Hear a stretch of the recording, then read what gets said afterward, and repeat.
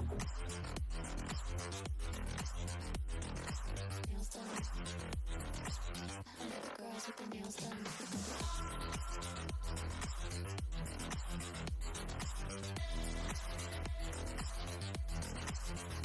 Girls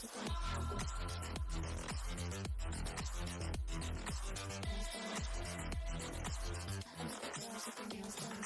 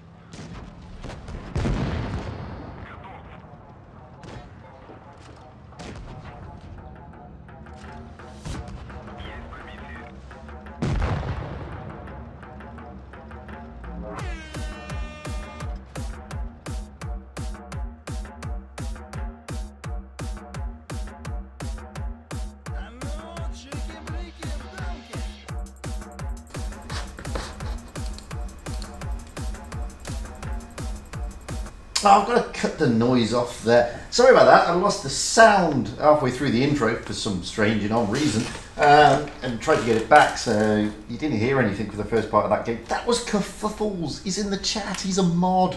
Hello, Kerfuffles. He sent me that replay earlier, complaining that he hasn't got any decent replays. But I thought, you know what? I'm going to show it anyway, because why not? He sent it to me. If you've got any decent replays, by all means, you can send them across to me as well. fujitsblitz@gmail.com. So, what have we got in store for you tonight? Well, we have got Prove Your Skill round number 6, final stage, and well, unfortunately, you know, some teams have gone out, and just looking at it, Vale, they're out of this stage. They never made it through, which is a big blow, to be perfectly honest with you. Into the final stage, we have Mercy, Kraken S, Mercy second team, Souls, Phoenix, EG, Immortals, Legion, Tra, Appa, Loka, Raid, M1R, Asp, S4W, Reti, Tertia, TFCZ, Immor, that's their second team. They've got 2 teams in it, as you can see, and Win, those plucky Finns. So I think Vamoose is the first team of Win. Yes, it is, led by Gaseo Jones. And LC should be led by Cougar. Oh no, it's Dimebag Barrel is coming to the mix. Cougar was running that one the other day, but hey. So who have we got first? Well, I believe we've got M1R against TRA. So that's not looking good though, because M1R, let's just go back to them a minute. 1, 2, 3, 4, 5, 6. Now they have got 7, they just don't have any substitutes. Looking at the leaderboard, which I can do, where is it? There, let me get it up. So looking at the leaderboard, that's what it stands at the moment, where we have Legion in first place on 36,843 cups, Endgame in second place, 36,361, Raid in third place, 35,695, Immor in fourth place, 35,345, then Loka in fifth, 34,381, Win in sixth, 34,297, Souls in 7th, 32,919, and Appa in 8th on 32,851. It's nipping at their heels, however, are Vale on 31,618, Mercy, Asp, Kraken S, Tertia, Reti, M1R, and Phoenix. All of those clans, apart from Vale, have made it into tonight, so Vale will be very disappointed. I know I'm disappointed for them. And looking at the lower echelon, we've got TRA coming into the mix tonight, and S4W and TFCZ. So they're coming in from the lower echelon, looking to make an upset. So that's it. Now, if you want to watch and get your rewards, you need to go to this screen. I will put the link up. It's in the description, but you need to go here. I'll copy the link. I'll put it in the chat. You need to log in, and you need to have that open so you can get your rewards. It's that simple, guys. It's pretty straightforward stuff. Alternatively, if you don't want to do it that way, you can go into the tournament like I've done here, go to streams, click on the stream. It will say take you to an external resource, click on that, and it will take you to the screen I've just showed you. Again, you need to log in with your account details for the EU server, and as long as that portal is open, you will then get your rewards at the end of the stream. You won't get it now, you'll get it at the very end of the stream. So we've got about 2 minutes to go before we get the invite. The thing is, I streamed Asia earlier. I was meant to be streaming Asia, and I didn't get a room invite for the first 2 games, which was, wow, pretty disappointing to say the least. Got some great replays lined up, so we can go through those later. As I said, first off, we should be going out with M1R and TRA. Don't forget, there's also Amunet and Wild Ones Halper. They're jointly streaming tonight. They're doing a coordinated commentary. So, by all means, pop over and give them some love. I think they've got Legion, if I remember rightly. Every Good Name is taken is also streaming. He has got Endgame, I believe. And Rib, R1B of Raid, is also streaming. And he'll be streaming Raid, albeit in German. So, guys, don't feel that you have to sit here and watch this stream. By all means, go and show the other streamers some love. They've got some big names as well. Excuse me, it's a bit dusty here today.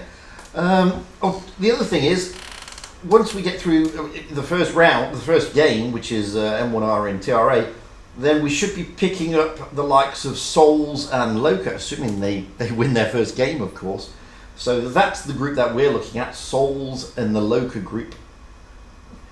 So we will see some big clans. Don't worry, don't stress. It's not the end of the world. You know, but it's nice that you don't always need to see the big clans.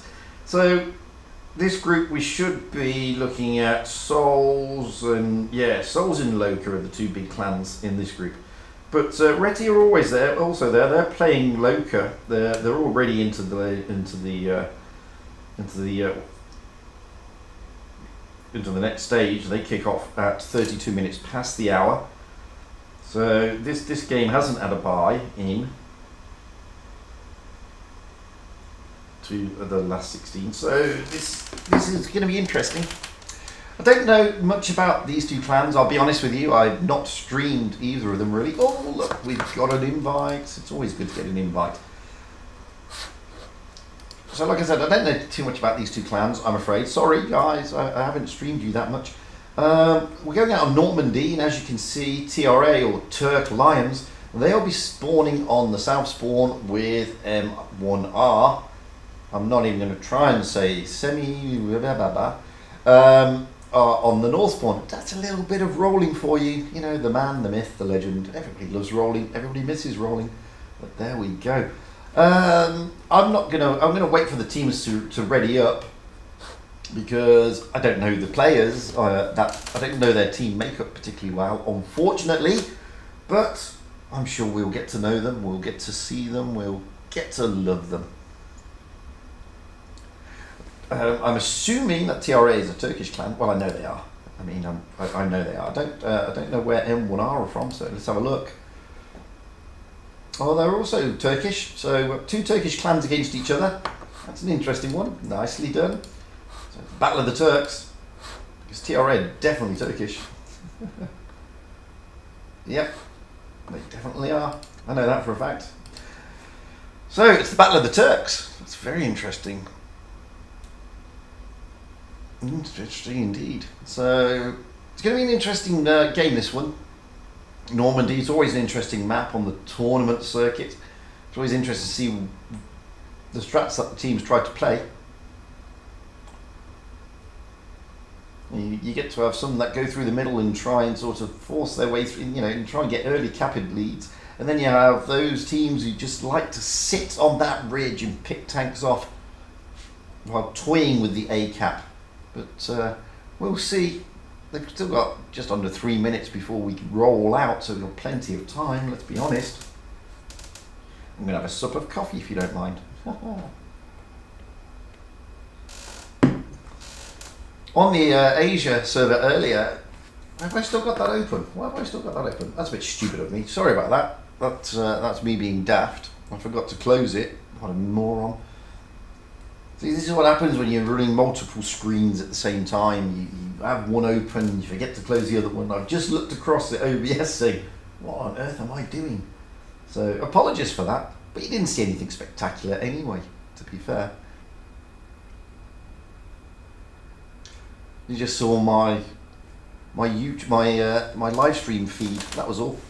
I'm sorry about that, but it's good that I spotted it now and not halfway through a game. That would have been a disaster. Yeah, it really would have. Anyway, as I was saying, so we were on the Asian server earlier, and in their final they played on Yukon. that was interesting, and hopefully we're going to get to see some of that tonight on EU. That would be good if we did. But I don't know what the map rotation is tonight, to be fair. We've still got a minute and a half to go, and the teams are starting, well, TRA are starting to put their teams in now, their selection. M1R, not yet. So again, I don't know who all the players are, so I hope they all come in before so I can go through them. Okay, so TRA have readied up first. Well, they've got their team in first. They're not readied up quite yet. So we have got MD Tra in potentially a mouse. We've got how would you say that? Chaka. We've got Chaka in a mouse. We've got Fur in an IS4. We got Amanos in an IS4, Core in an E5, Vito Corleone, I know him, in an E5, and Jackal in an IS4. Moving over to M1R, we've got Iron Man, I know Iron Man, in an E5, Cool Man in a Vickers, Phenoman in an IS4, Jennifer Lopez in a 113, Kinsley's in an IS4, Thor in a Vickers Light, and Mr. Flashy in an IS4. So we are ready to kick off. So let's see how it turns out for the guys tonight. Oh, I took a grill. I said I was going to take a light tank. That was stupid of me. Sorry guys. I'll definitely take a light in the next game. Apparently the spectators do have an impact on where the tanks spawn. I never knew that, but Wargaming did tell us that, so I will be changing.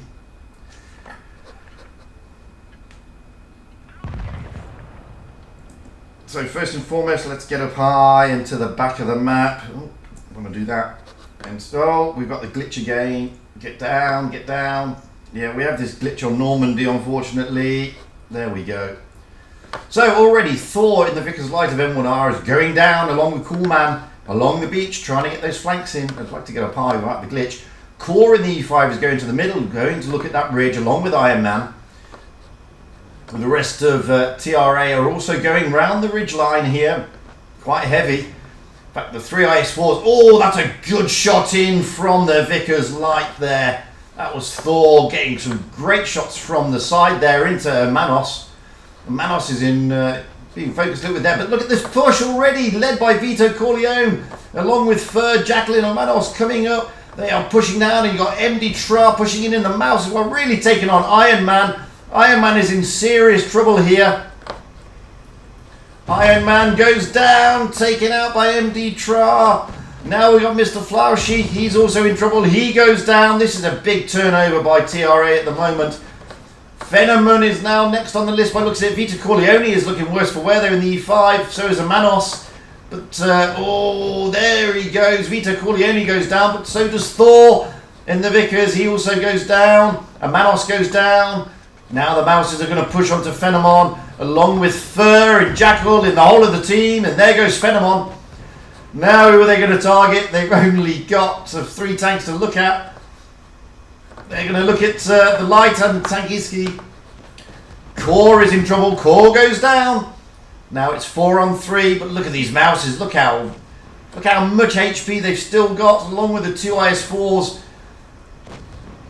Tekken is in trouble here. They're trying to push onto Fur, M1R, but it's just a big brawl in the centre. M1R are trying to get rid of Fur.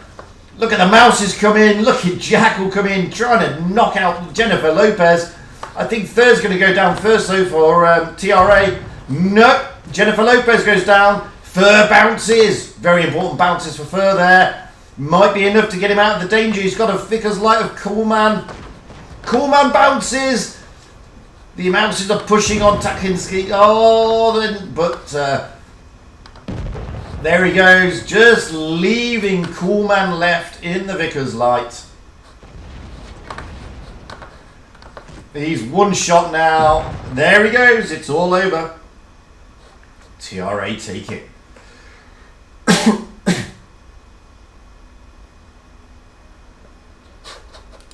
So that was a big push by TRA straight through the middle, led by Vito Corleone. And really, M1R tried to contain them, but they just couldn't do it.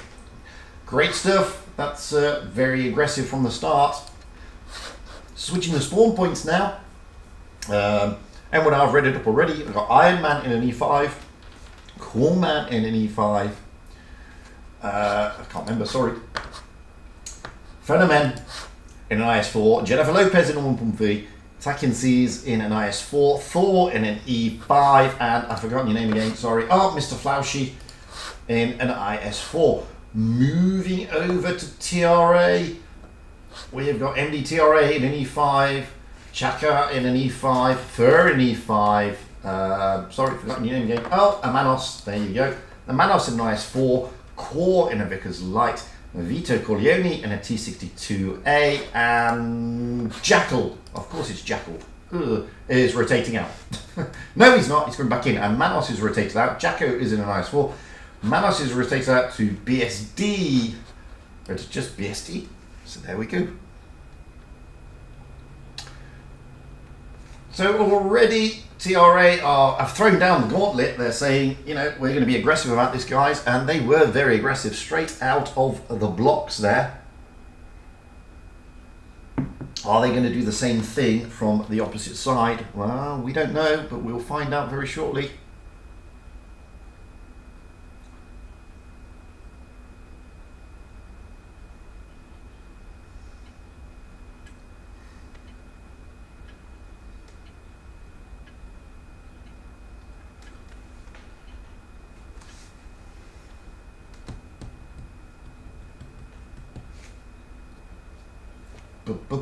So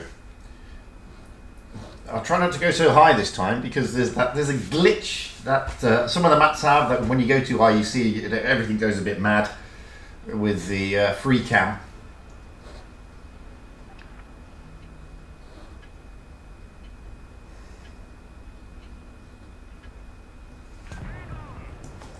But let's get up high-ish and to the back. And again, oh no, too high, too high, too high, too high, too high, too high, get down, there we go.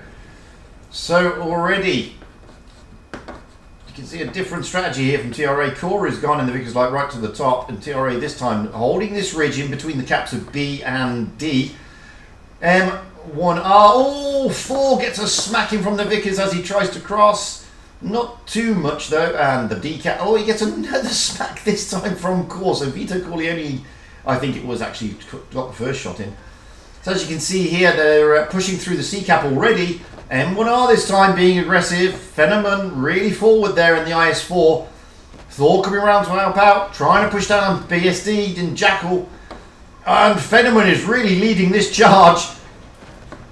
Really straight through the middle of them.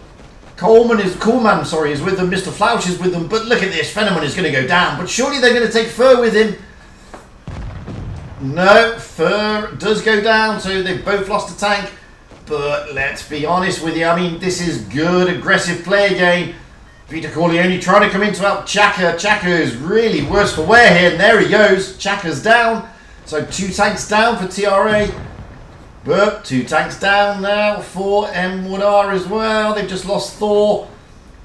But Mr. MD Tara is going to go down. Handy does. That's the captain. He's gone. He's out of there. Can they get Iron Man gone? Iron Man or Mr. Flaushy? Mr. Flaushy goes. BSD trying to get... Oh, and there goes Iron Man. But the Jackal is in trouble here. Jackal on next to no hit points. Really struggling. Oh, he still survived, but he's still... There he goes. Down he goes. But at the same time, so does Cool Man. So it's just Jennifer Lopez and Tekins is still left. Who are they going to push on? Well, looks like it's Jennifer Lopez. Although M1R are trying to get Core down in the Vickers. Jennifer Lopez pushing onto the Vickers, chasing him around the map. That's with Vito Corleone and the T62 combined. It's a good pull. There goes the Vickers. It's 2-on-2 now. An IS4 and A 113 against T62A and an IS4. Points are favouring TRA though. Cap point, not hit points, that is. Can they get rid of Jennifer Lopez? That's the tank they should focus on. That's an easier tank to kill than the IS4. Yes, they do. Now we're just left with Takinses. He's going to push on Vito Corleone, obviously, because he's a T62. He's pushing him hard. He needs BSD to come back in to help him out in that IS4, and BSD is right on the backside of Takins's. Vito Corleone may go down here unless he can get out there and a hit point share with BSD. Yes, he does. He's just going to hide there, and why not? Now it's the battle of the IS4s. Great bounces both ways.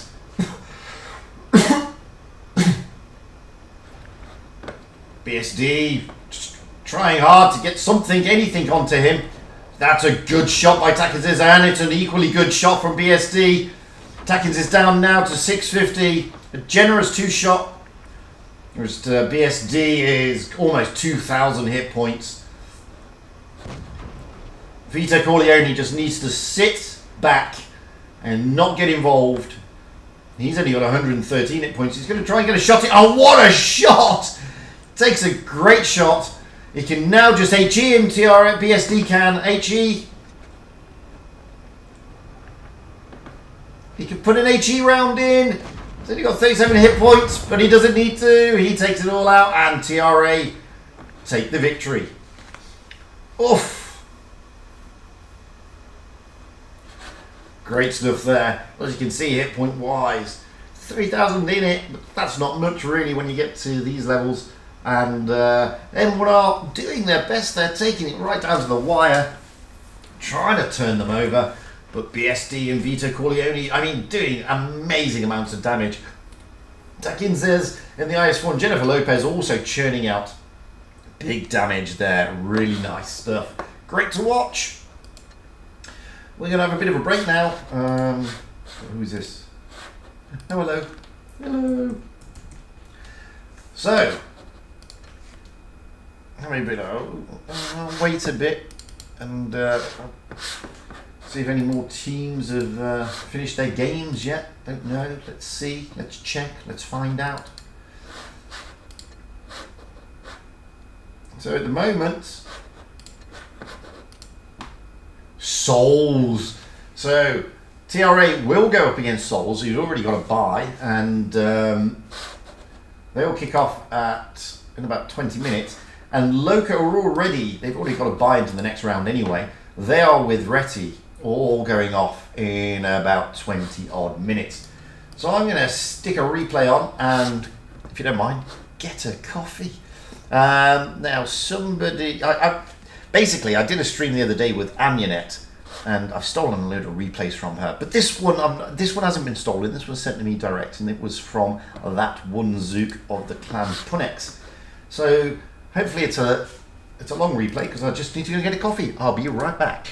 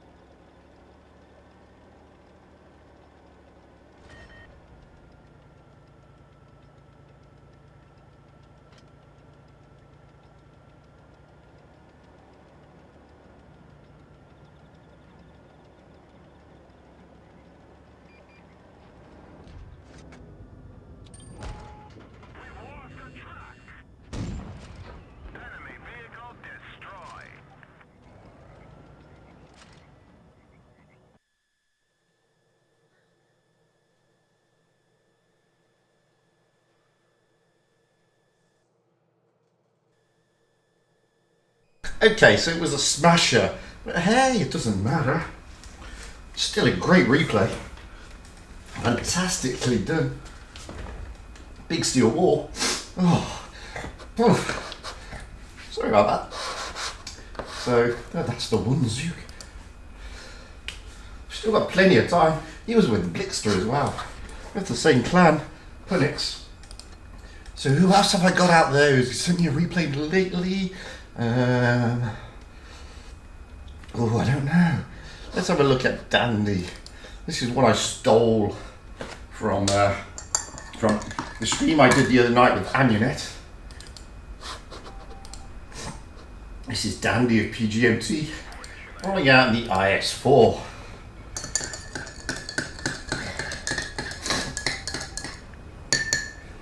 Oh dear.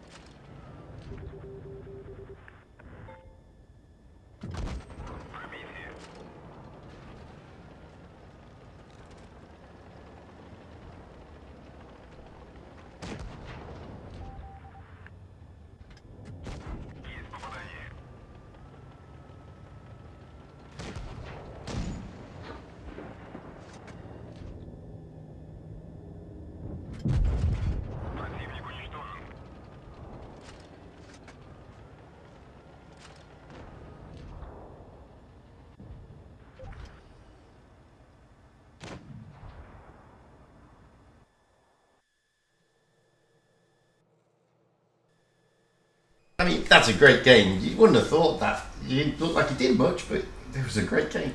Only 2,500 damage, 2 kills, but still enough to get the ace in the IS4. So how long have we got left? Oh, we've still got quite a bit of time, so let's have a look at Milos in the FV301. Always a good tank.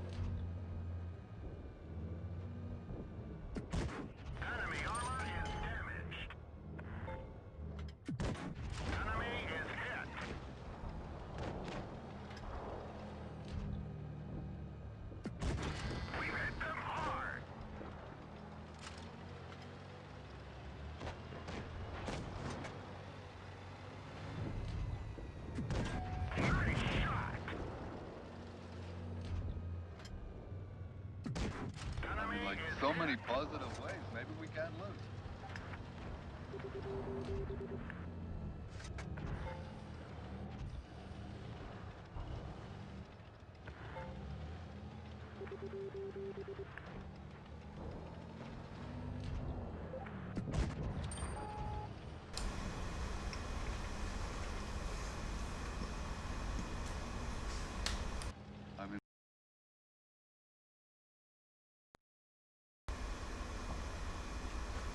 Oops, just lost the game sound for some reason. So I have to play this replay, then quickly log out and log back in. Don't know why I lost the game sound there. Another glitch. It happens from time to time, unfortunately. I just don't know why it does it, but it does. Just every now and then. It happens a lot in Asia. It doesn't happen so much here.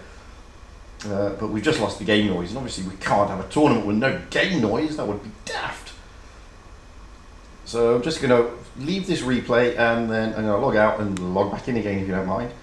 I have to close the game, reopen the game. That way we get the game noise back. So unfortunately you have to listen to me for a moment.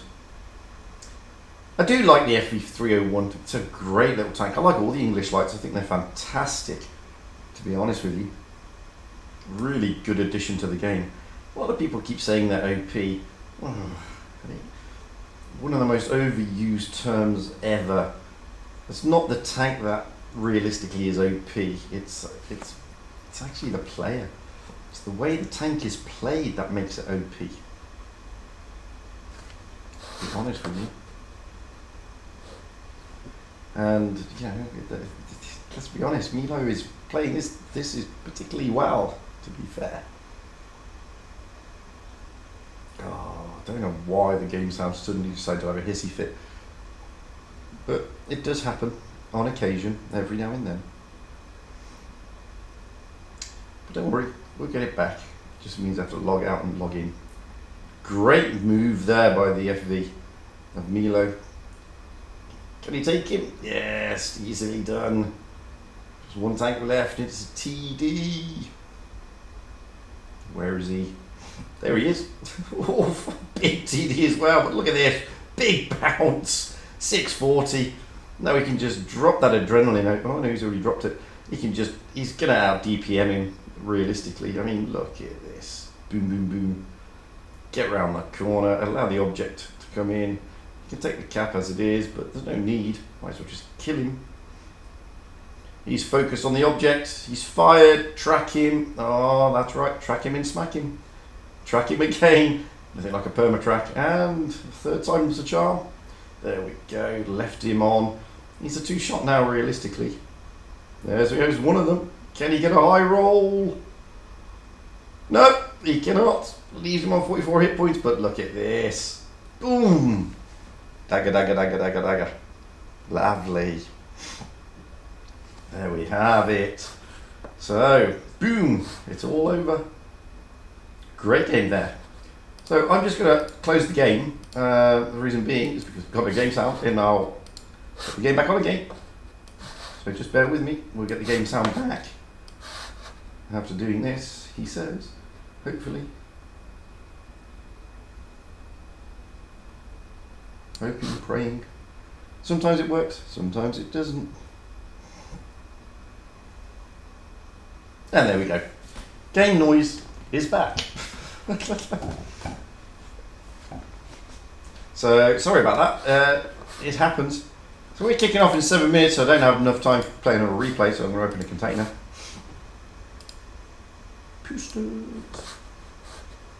Shall I do it?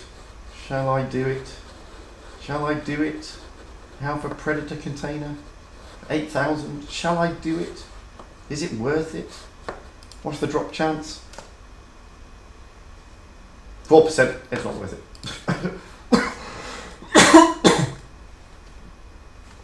No point doing that. So we'll just wait here for what's coming up next. Let's have a look, see who made it through. Let's just get rid of that. So, no surprises. Win turned over Phoenix. They will play. Let's go through that because we've got a bit of time.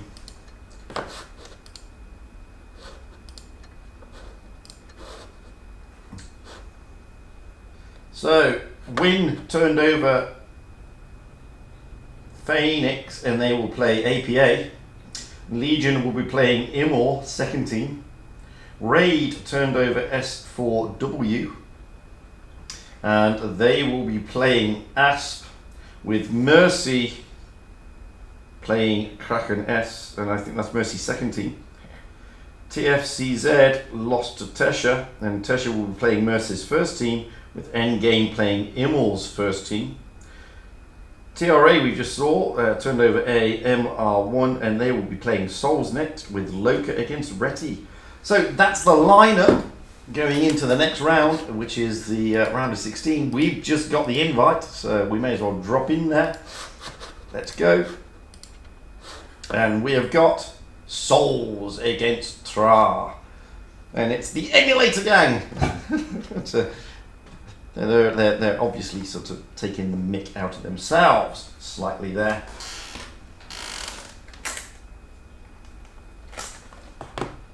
So we've got 4 minutes to go, so there's no point in rushing. We don't need to rush.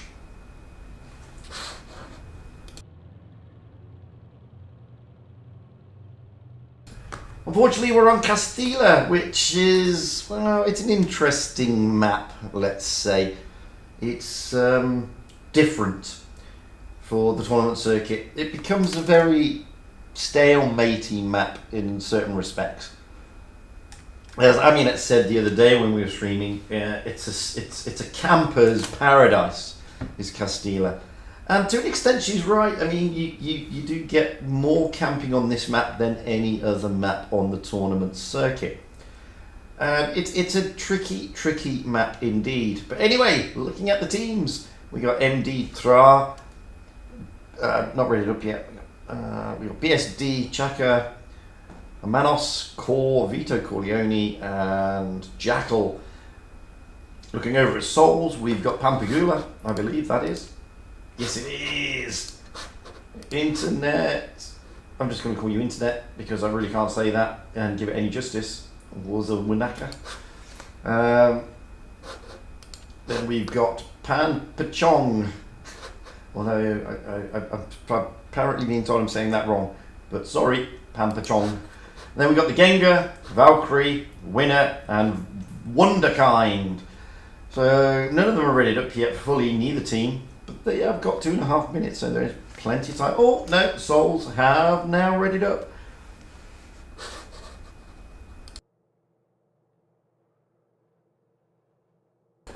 So, Souls will spawn on the north spawn and Tra on the south spawn. Looking at Souls, we've got things happening. So there's no point going through the list at all. Pampagula's just put himself out. So, looking at neither team, because Vito Corleone hasn't rated up yet. Let's go through Tra, because they are rated up now. So we've got MD Tra, Vickers Light, BSD in an E5, Chaka in an IS4, Manos in an IS4, Core in a Ho-Ri, Vito Corleone in an E5, and Jackal in an IS4. Looking at Souls, we have Pampagula in an E5, Internet in a 268, oh, you're doing it on purpose. Pan Pachong in an IS4, the Gengar in an E5, Valkyrie in an IS4, Winner in an E5, and Wonderkind in a T22. Oh yes, I need to change the tank quickly if I can. If I can't, I'll have to do it next time. Not ready. I can remember where I need a light tank. I need a light tank.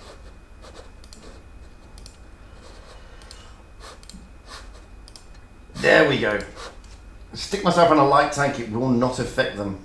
So Pampagula was dropped out for K. K is dropped in a Vickers Light.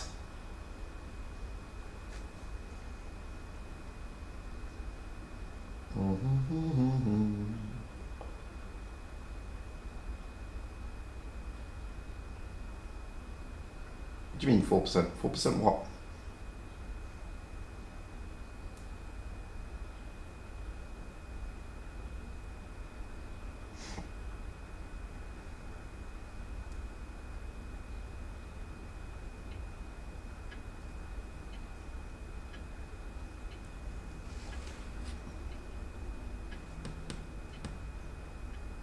So, let's see who's going to turn this one around.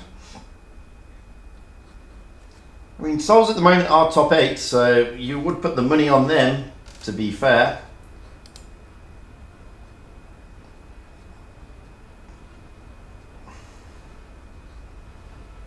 You can see their Souls just tipping it hit point wise, but only just.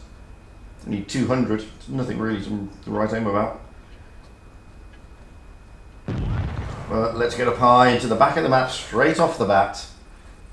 You can see Pampachong already in the IS-4 heading towards that C-cap area. He's going to be, K-Cross is going to go with him with the rest of Souls rotating, being led by Wunderkind. Wunderkind is now going to peel off and overlook the B-cap. TRA are coming round looking for the castle area. They've got the Vicars of MD Tra coming in. He's going to try and get up there and get some spots in early maybe.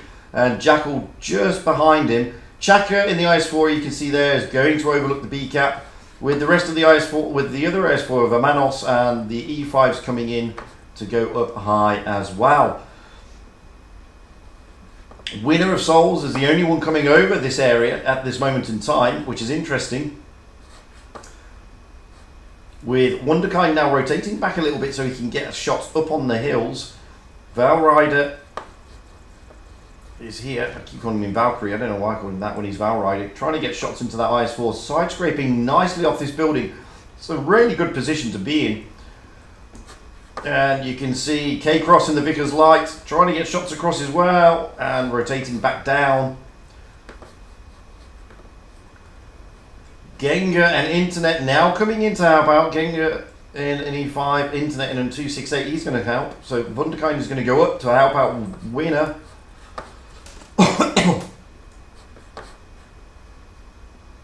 This is what we mean about Castilla being a kind of stalematey map, because it can be. You can see here, we're going to roll with Wunderkind around this corner.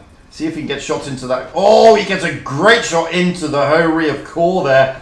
That makes Core rethink his positioning. Then he just drops down. He can't stay there if Wunderkind is there doing that. Now we've got Winner and Genga. Genga trying to get shots into the IS-4, overlooking the cap. And there he goes, he drops into the cap. And why not? Wunderkind and Winner here. BSD is going to try and come around and try and reset it.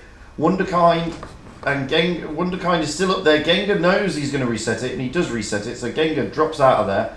Now we've got a push here. Pampachong pushing on Chaka, but getting shots across to Vito Corleone. If we have a look, you've still got Valrider there in the IS-4 putting shots across into Chaka. Wunderkind is now trying to move around to get shots across again onto the Hori. This time I think he bounced, unfortunately. But you can see Vito Corleone is in serious trouble here because they can get shots across. And now he's a one-shot. He's really in trouble, is Vito Corleone. He's not going to last much longer. He's got to be very careful. Maybe Wunderkind is not going to risk it. But the Vicars of K-Cross can get shots across. He is spotted. There we go. It was Pampachong who actually came in and did it. Pampachong in a great position here, just on the ramp. Slightly hauled down. Getting shots across. Now Winner. Genga pushing onto BSD. BSD in serious trouble. No, Genga's still down low. He's pushing onto Amanos. Winner is definitely pushing on E5 here of BSD though. BSD is in trouble. So is Chaka, if you see over in the corner. Jackal is trying to rotate around to put some pressure off Chaka and put it onto Pampachang. But he say is now going to be capped. We're still going to stay with this one with Winner and BSD. That was and there goes Jackal being taken down by Pampachang. There's like lots of different battles going on in lots of different parts of the map. We're going to go back down here though. Now Internet comes round in the 268 and Manos is going to go down, but they managed to get Winner first. Genga and Internet are going to now push onto Manos. Genga takes the shot, no point of Internet doing that. The Wunderkind comes round, takes out Chakar as the last man standing. Valride is probably going to take this. No, it's going to be Pampachang. Oof. Good stuff there by Souls. Very good stuff by Souls. 16,213 dished out compared to the 9,205 by TRA. Only lost one tank and that was Winner, but he made a good push at the top there. Really good placing by Souls and really good map control. As you can see there, I mean, they managed to put some very good focus fire, especially onto Vito Corleone, who was really focused early. So now we're going to switch the spawn points. This time, Souls on the south spawn and TRA on the north.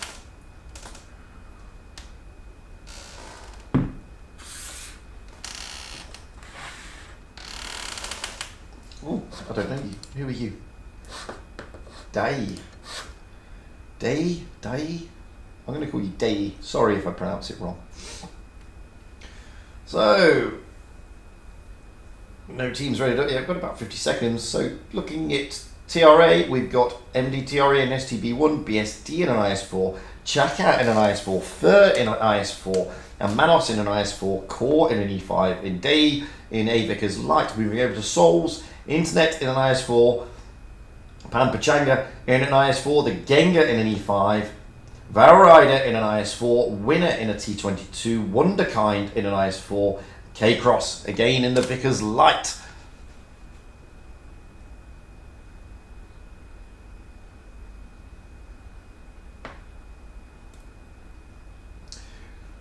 So this is a round of 16, so the winners of this will go into the next round, which is the quarter-final. And already Souls have got a boot in that door.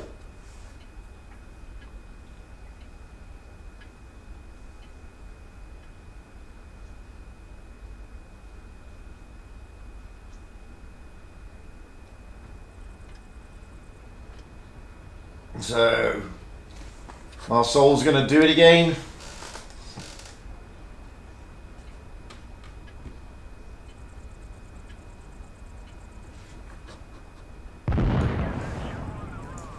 It's going to buy into the back. Souls will be doing everything they can at this rate to consolidate as many cups as they can. They are in 8th place, but they are in danger. So as you can see here, we've got Internet. Oh, we have that glitch again. We've got Internet rolling round towards the C-cap area. Let's just get out of that part. We've got the rest of Souls coming round. Wunderkind is going over to overlook B. The IS7 of Internet is now staying on the ramp. K-Cross this time in the Vickers Light is where Wunderkind was last time. Internet here on the ramp overlooking this track, so nobody can take the A-cap. But they would have seen the team lineup of Tra and noticed it was very heavy. Winner there, so Day and MD trying to push on to Winner again. Oh, wrong button, sorry guys. So Winner is being pushed here, but Winner is able to get some good shots in that T22, and Pampachong, is being pushed as well. He's got a lot of IS4s around him. He manages to get out of there. The STB of MD Tra is looking very low. Down he goes as K-Cross comes in with the Vickers. Now they've got almost the whole team contained here of TRA. In fact, they are all there. That's not good for TRA. They will get Pampachang. But Internet comes in the IS7. Wunderkind comes in. Look at this. They've got them all in the dip. It's basically a turkey shoot now for Souls. Fur is going to go down here. Wunderkind is going to be able to put a great shot into this side. No, he's going for Core. Great shot into Core. Core is the next man to go. Valrider is going to drop down. There he goes. Now they're going to try and get Fur out the game. Wunderkind maybe. Yes, there we go. I mean, that was a turkey shoot. They pushed them into a barrel, contained them in this area, and boy, didn't they do wow. BSD goes down, Amanos goes down. It just, Chaka left. He's not probably going to be able to take out the I7. No, he doesn't. Now comes Winner, coming round, takes him out. Great stuff there by Souls. And a lot of carcasses in one area. Wow. I don't think TRA had that plan in mind. And when you're up against a clan like Souls, they are going to punish a maneuver like that. And they basically got the whole of the TRA team contained in that dip around the A-cap and just annihilated them. And you can see the difference in the hits points going out and the damage. You've got 17,400 going out on being dished out by Souls compared to only 8,300 by TRA. Unfortunate for them. Souls therefore make it through to the quarterfinals. Having a look at that, see if we got any other teams that have gone through. I don't know as of yet. So we know Souls have gone through. Do we know who they've got? They have got Loka. Souls versus Loka. That's not bad. That's going to be an interesting game. How did Mercy do? This is their first team. Well, Mercy did turn over Tertia, so they are into the quarterfinals. That's their first team. Kraken S.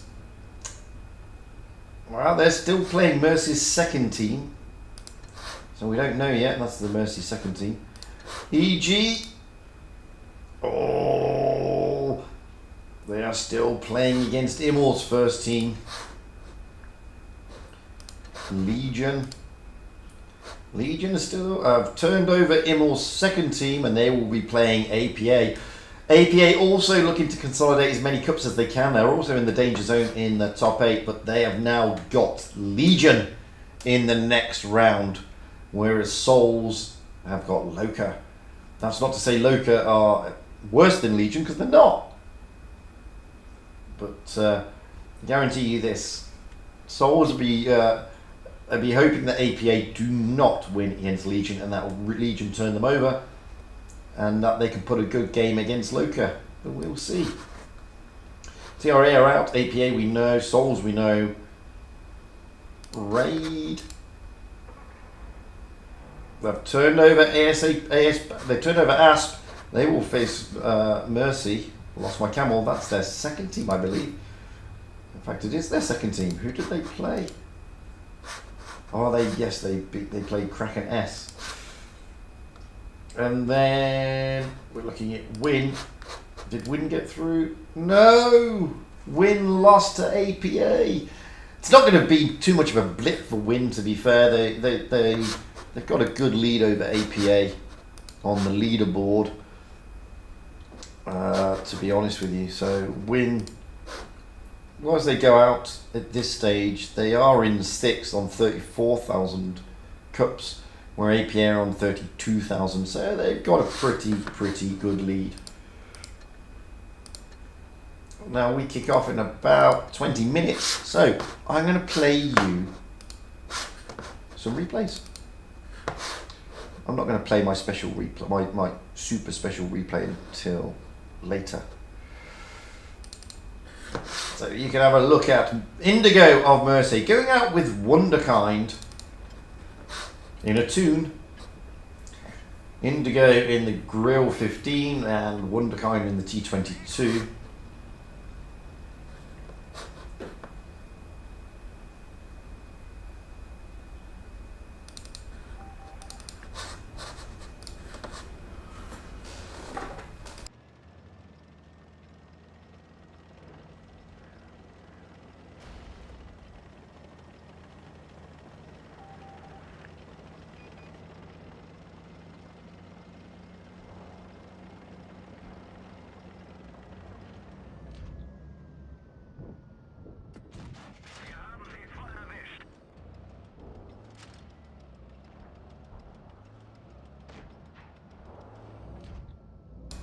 Don't forget, this is a reward stream, guys, so don't forget you need to log in via the official portal to get those rewards. As long as the portal window is open, you can go and watch the other streamers, of which Aminet and Wild Ones Alpha have teamed up together.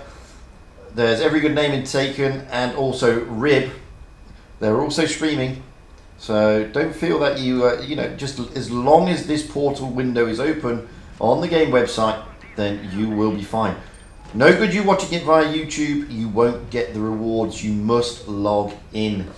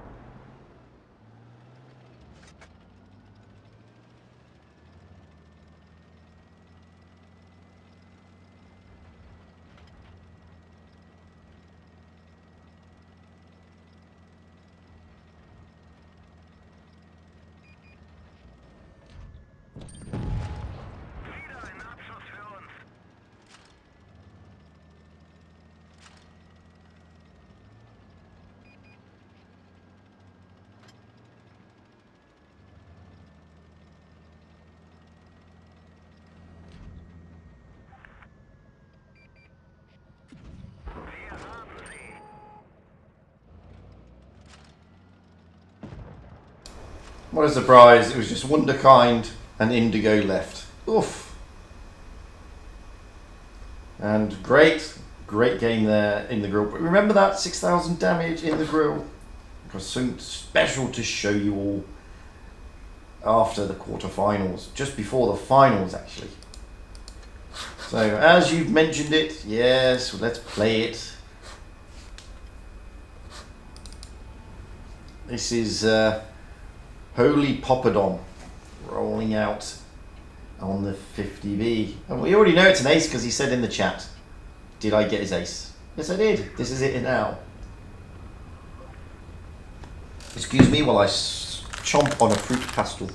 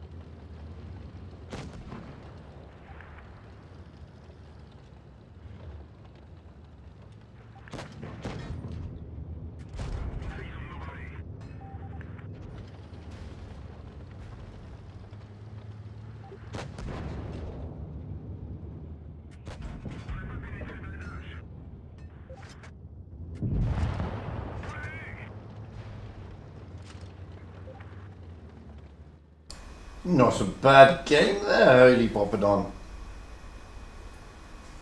No, hello, Assalamu alaikum, I'm in you.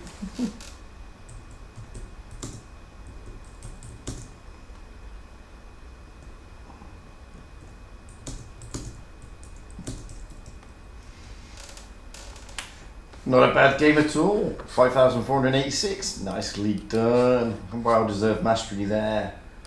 We got about 9 minutes to go, so I can play one more. This is Elias Sucks in a Sheridan. He's from the Asian server.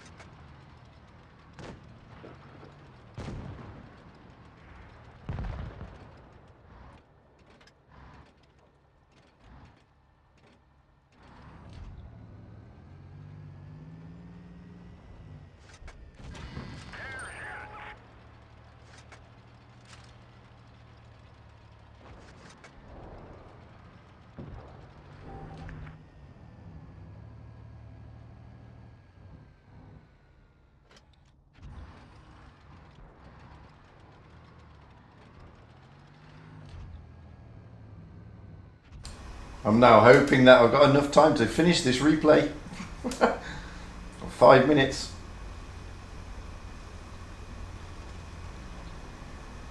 I don't know if I've got time.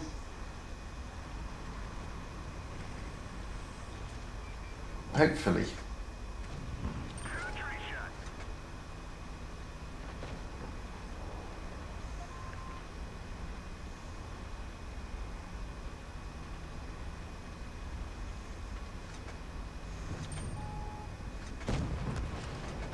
Great shot on the grill.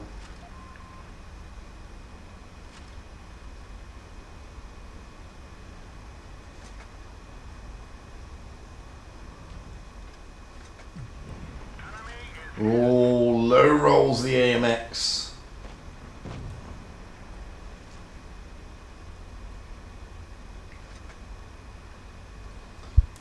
One v2 now. Got an AMX who's a one shot and an E5. And I've got 4 minutes before kickoff, which means I need you to wrap this up, Elias Hooks.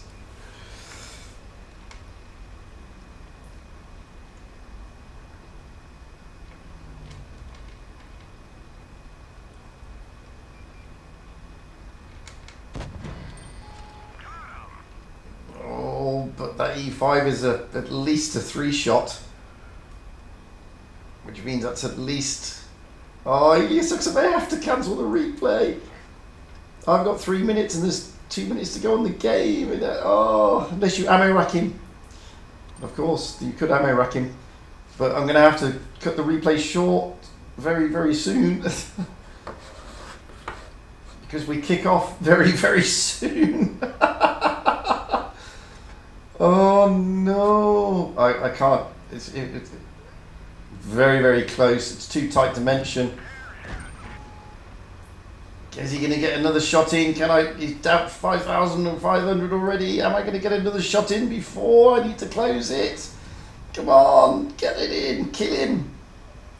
Elias Hooks, I'm going to have to cut it short, you're not going to see the end of the replay, guys, I'm really sorry. I didn't think the game was going to last the full 7 minutes. It is last. All right, I've got to go. Sorry, Elias Hooks. Anyway, I think it's fair to say he's going to win it. I've only got 2 minutes. I've got to cut it short. Sorry, guys. You can see there that it was a good match for you, but we've got to go because we've got a room to get to. Thankfully, we've got time. So we are on Vineyards. We are Souls against Loka.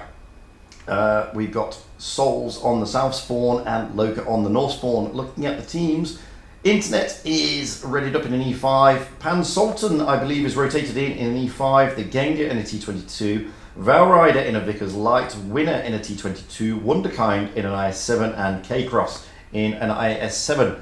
Moving over to Loka, we got Catch the Sneak in a 215B, Ariana Grande in a Vickers, the F in a Vickers, Trapped Melon in an E5, Edgar in an E5, Survivor in an IS4, and Unisex in an E5. So, those are the teams. It's going to be an interesting one. Loka is sitting pretty comfortable on the leaderboard, to be honest with you. Okay, they're in 5th, but they're sitting pretty comfortable on 34,000 odd points currently. Souls, on the other hand, well, they're down in 7th. Okay, they're not as comfortable. They're 2,000 cups behind Loka. So it's a bigger game for Souls than it is for Loka. Let's be honest.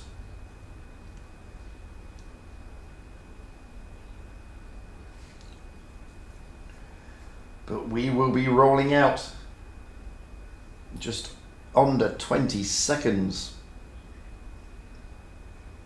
Good game this. It has the potential to be a fantastic game. Souls are playing well. Loka, well, Loka are Loka. They always play well.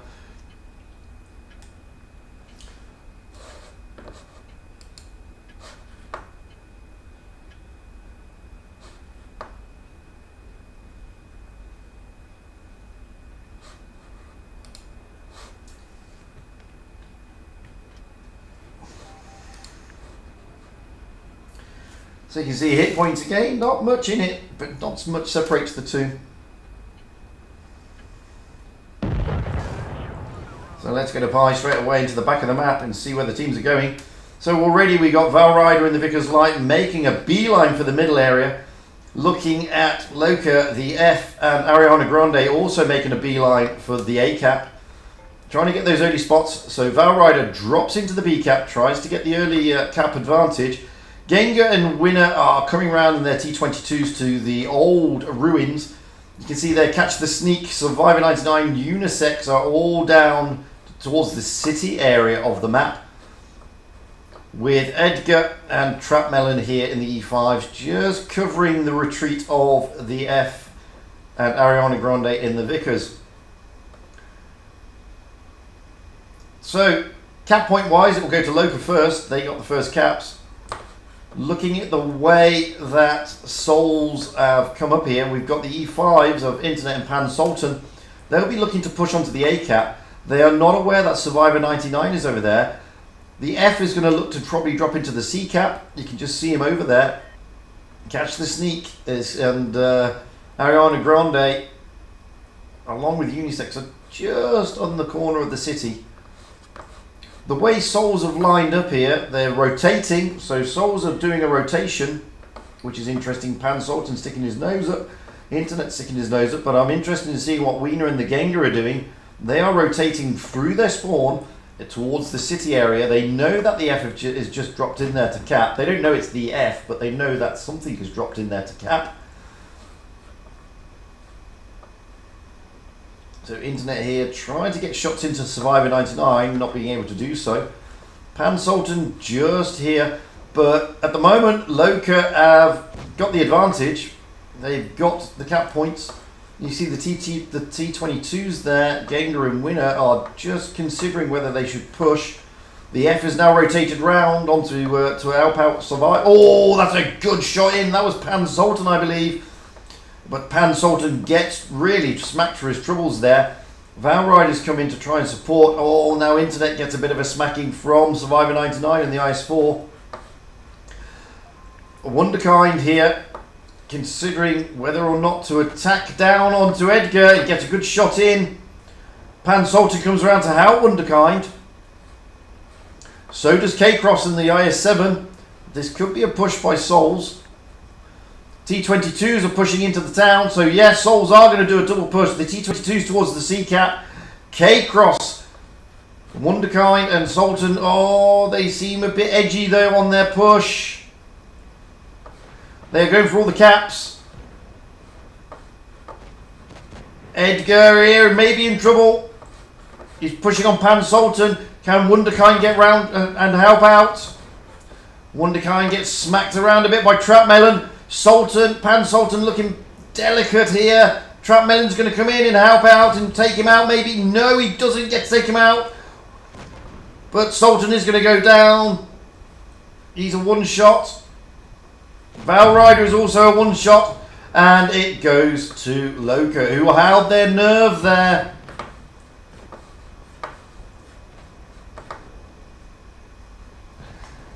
Just holding their nerve.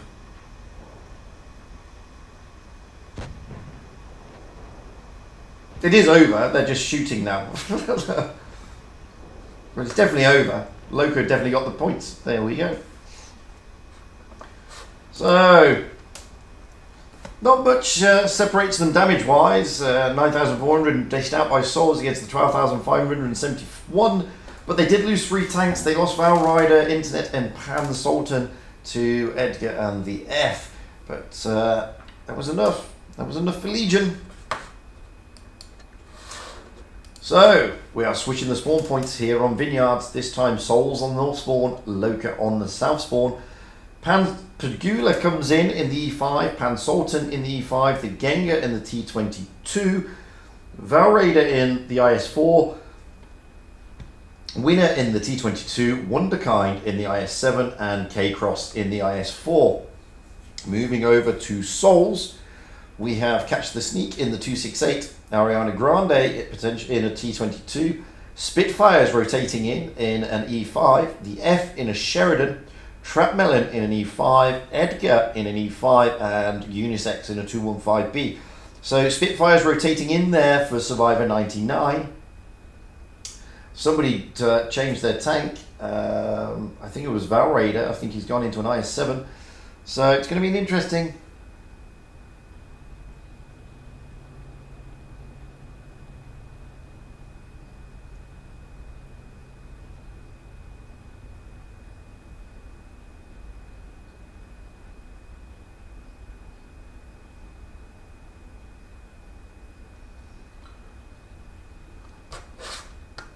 So we've got about 15 seconds to go before we roll out.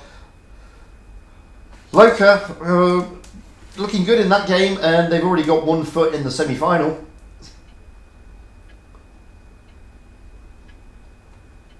Souls won't be too disappointed. They will stay ahead of Appa cup-wise if Appa lose to Raid. But they would like to advance, let's be honest. They'd like to secure themselves into the top 8. It's not that it's the end of the world. I mean, there's still 2 more rounds to go. 7 and 8. Anyway, let's get up high. Get to the back of the map again and see what's going on. So already we can see that the T-22 is heading back towards Northern Ruins. Pampagula leading the charge of the E5s through the centre. The F and Ariana Grande again fast capping this time B. The F in a Sheridan. But look at this. Souls pushing straight down the middle, straight into the creek. This is a bold move. It's a strat that can work. Wonderkind and Pan Sultan now facing off against Spitfires and Trap Melon. You can see there K-Cross has also got shots that can come across. Pampagula is carried on moving round to take on Edgar. He's going to have support shortly with the T-22s from the back. There you go. But we're going to stay around here. K-Cross trying to get shots in. They're making the E5s rotate, retreat a little bit, sorry. Spitfires, however, seeing that K-Cross is isolated a little bit.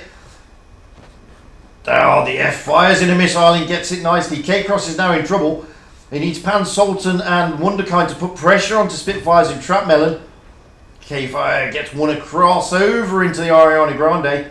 Now the E5s of Loka, Spitfires and Trap Melon retreating. Another missile going over, but this time it bounces. The F not able to connect this time. And you can see here that Loka are being bled by Souls.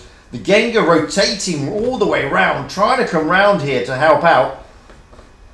And with these tanks hauled down like this, it's very difficult to get penetration shots onto them. This is good stuff by Souls.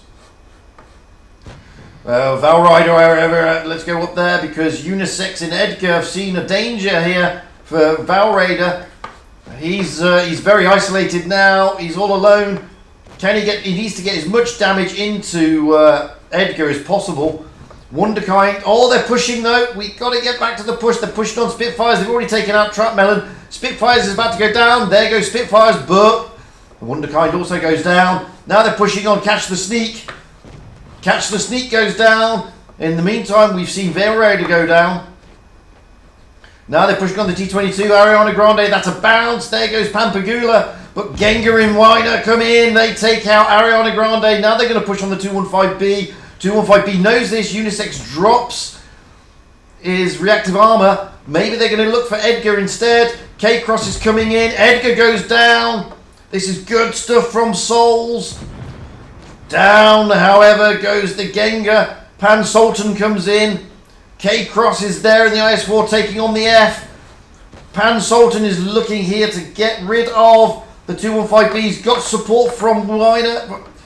Move that for the moment. Look at this. K-Cross in the F. Let's get around here so we can see all the action. There goes the F. It's just Unisex left. Pan Sultan is now a one shot. No, he's not. He's a two shot. Oh, the F was on fire. That's brilliant. Great stuff on Souls. K-Cross sticks him on... Winner puts him on fire and then K-Cross finishes off. So it's all level pegging. Souls managed to take it to a decider. Great stuff from Souls. Big charge down the middle. Very aggressive tactic this time. Led by Pampagula, the team captain. And it paid off. It worked. Kudos to Souls. They will now take Loka into a decider, which will be on Port Bay. Souls will be happy with that. Loka, however, will not. They're not going to be unhappy. As I said, they're mid-table. They're pretty secure. Let's be honest. So Loka rendered up first. Catch the Sneak, 215B, Ariana Grande, Sheridan, Spitfires, E5, the F in a Sheridan, Trap Melon, IS4, Edgar, IS4, and Unisex in an E5. Still waiting on Souls to ready up. They're considering their meta and their strat, probably. They've got 40 odd seconds, so.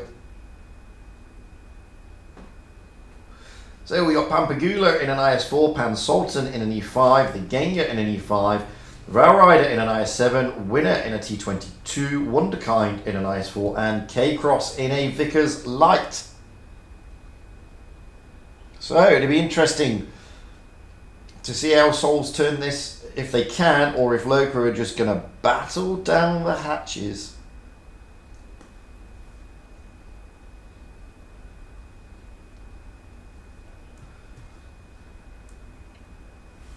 And just turn it up that extra notch.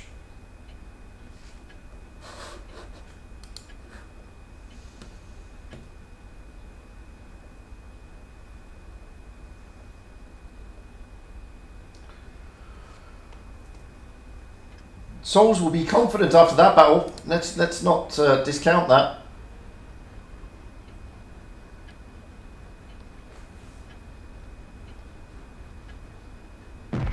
So let's get up high and to the back. I'm expecting quite a bit around the C-strat area maybe. I can't get too high as you can see because glitches in the overhead. So we got Winner in Valrider in the I7 and the T22 respectively going out. Heading for that corner. Ariana Grande in the Sheridan doing the same thing for Loka. So we've got Souls heading towards the C-cap. Now we've got the rest of Loka coming in, being led by Edgar in the IS4. K-Cross in the Vickers there gets a shot all the way from the back of the map. That was fantastically done. You can see Valrider's got smacked a bit going over there. But they are going to manage to get over there.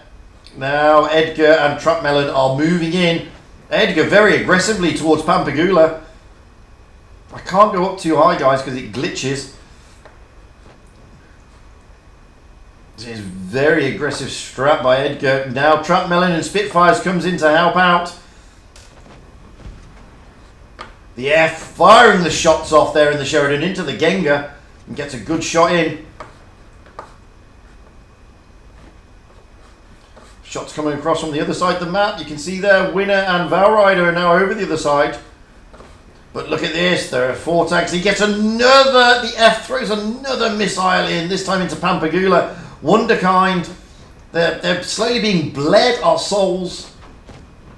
They are being bled. Those Sheridans are causing them a bit of mayhem. Throwing those missiles into the bottom plates. And another one goes in, this time again to the Gengar. Souls are looking to try and make a break here. Anywhere, Edgar, Trapmelon or Spitfires, but they just can't do it. Pampagula is now rotated round, and another missile goes in, this time again to the Gengar. He's getting pummeled there by the F, who's up in a great position, by the way.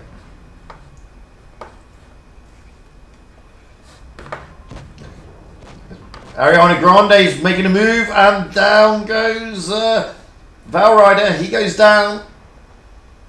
Wonderkind is now one shot. Ariana Grande has managed to rotate over to that side.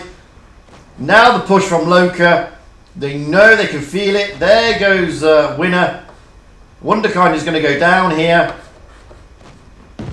And he does. And Sultan manages to get Edgar out the game, but I don't think it's going to be enough. Gengar here goes down. Just 2 left. Pampagula. Oh, yeah, Pan Sultan, Pampagula left. Pampagula's about to. Oh, he manages to catch the sneak. But can he get a shot on the F, who's been so damaging in this game? Pan Sultan is the next to go, though. Bless him. There he goes, leaving Pampagula, and the F. The F takes Pampagula with a missile, and there's the glitch again. And Loka do the job.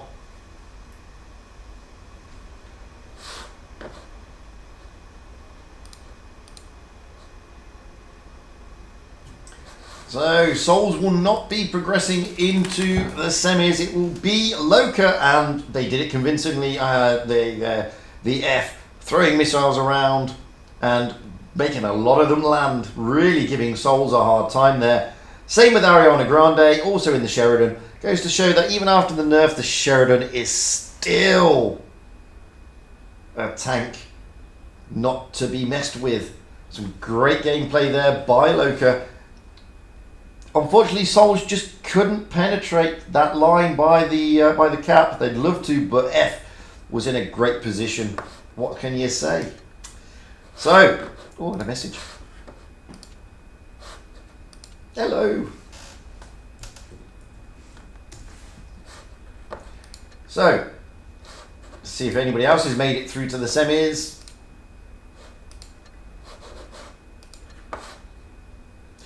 So, we have got Raid, Legion, Endgame, and Loka. Well, there you go, hey? What can I say? APA going out, so Souls would be quite happy with that. Souls would be quite happy.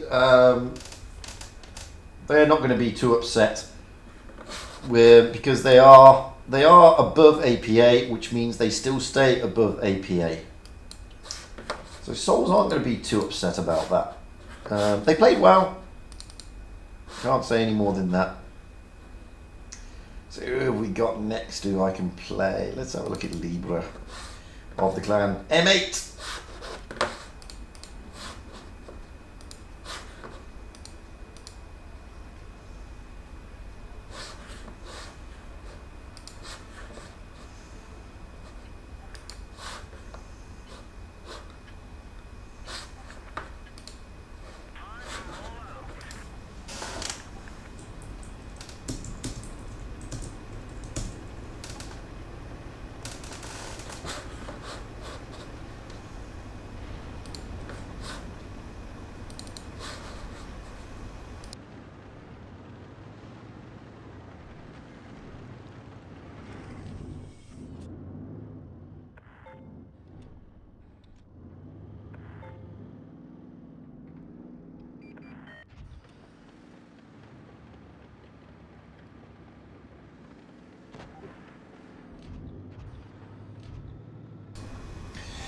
Niet ruski.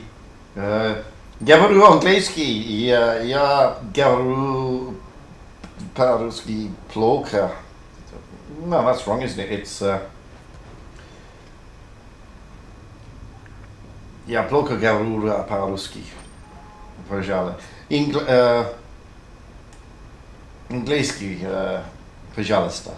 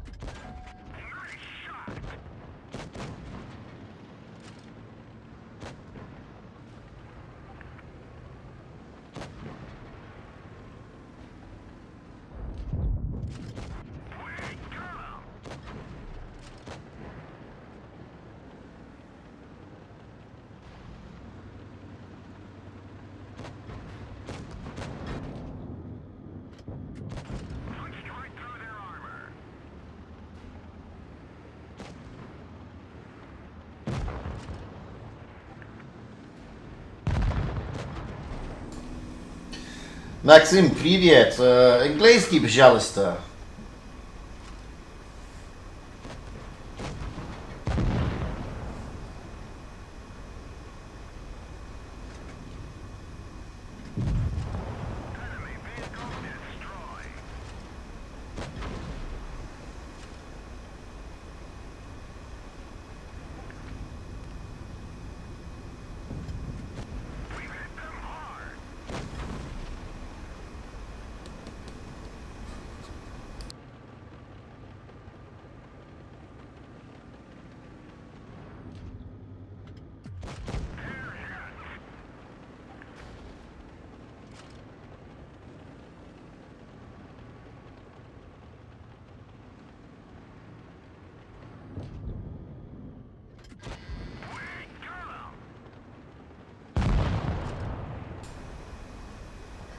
Great stuff there. You can't fault it. I mean, Libra are doing fantastic stuff there. 7,000 damage, nicely done. So, let's have a look at the pairings for the semis.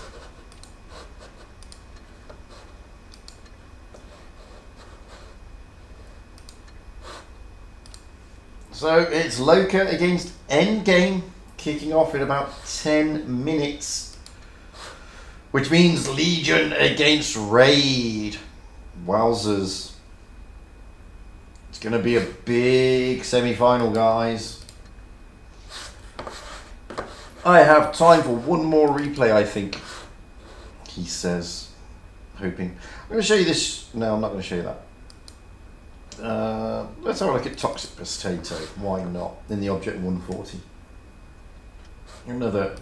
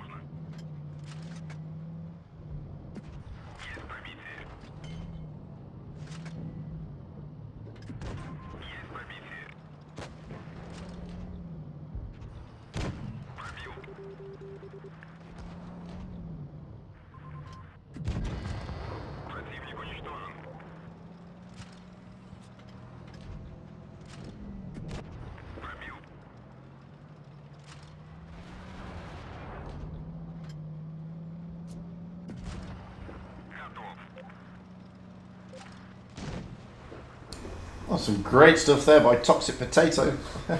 Great mastery, 5,133 damage. Really good result there. So, we should be kicking off in about, not long now. Yeah, it's about, oh, I zoomed in then. We'll be going out getting the invite soon, about a minute. So we shall be with Loka, I think, against Endgame. We've got about 7 minutes to go, so I can't show you another replay, I'm afraid.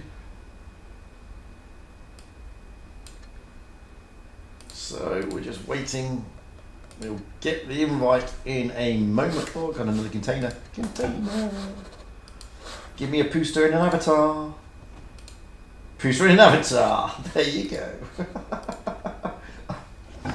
In case anybody wondered what you got out of containers, you get boosters and an avatar. Yes, Maxim. but only if you're logged into the portal and you're logged in via on your EU in-game name.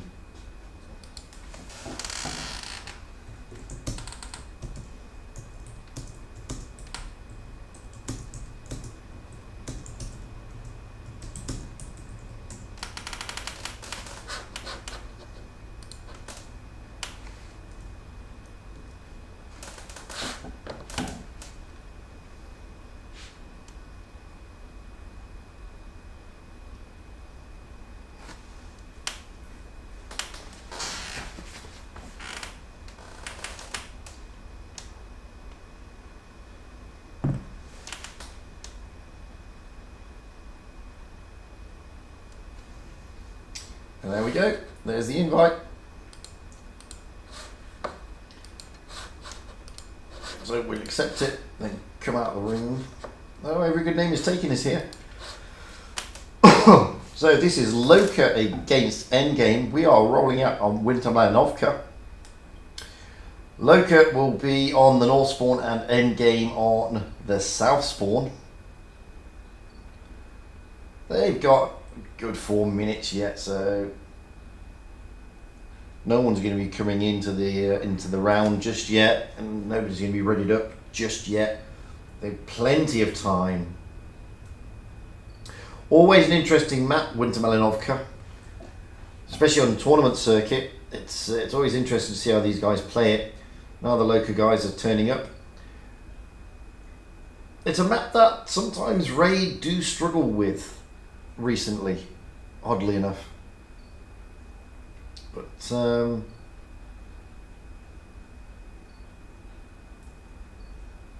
always interesting to see how the guys play it. Normally sending a couple of tanks down to the A cap, some of the tanks overlooking B and C, trying to get those early spots and early cap points.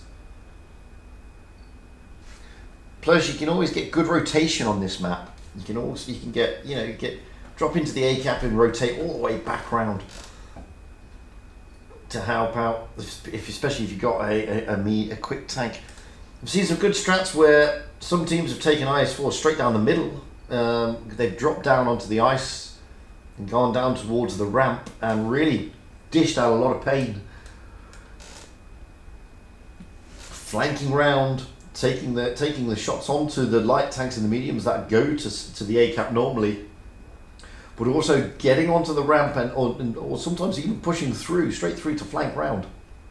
I've seen a few of those strats in this tour so far, especially on the Asian server, not so much on the EU server, and it's been quite effective. It has been quite effective. So looking at the roster, we have got Endgame, we've got leading is Nicolard, then we have Ice Cream Chillin number 1, Ice Cream Chillin number 2. Joshua Kim, Caroline, Winchellade and Orca. Might as well go through the tanks now. So we've got Nicolade in an IS-4, Ice Cream Chilling number 1 in an E5, Ice Cream Chilling number 2 in a T22, Joshua Kim potentially in an E5, Caroline in a Vickers Light, Winch in an IS-4 and Orca in an E5. Ice Cream Chilling number 1 looks like, oh no, they're all changing. So forget all that because Endgame do this a lot. Looking therefore at Loka. Catch the Sneak in a 215B, Ariana Grande in a Vickers Light, No Party Without Me rolling in a E5, Spitfires in a Mouse, the F in a Vickers Light, Edgar in an E5 and Unisex in an E5. Going back to Endgame, Nicolard in an IS-4, Ice Cream Chilling number 1 still undecided, no, definitely an E5, Ice Cream Chilling number 2 at T22, Joshua Kim in E5, Carolade a Vickers Light, Winchellade an IS-4 and Orca in an E5. That is a big solid lineup for EG, but it's also a good lineup there for Loka. Some fantastic players in both teams.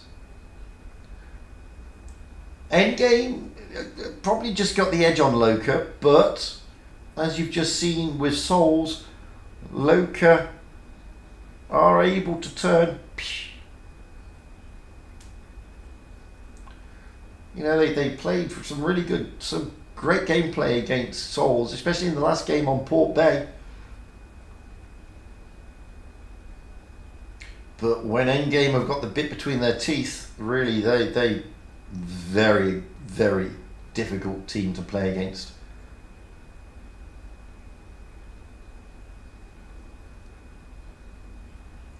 Two titans of the EU Tour circuit, however.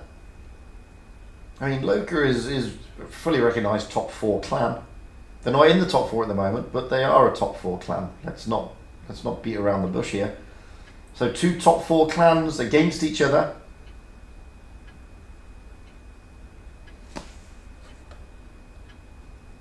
And we're ready for the off.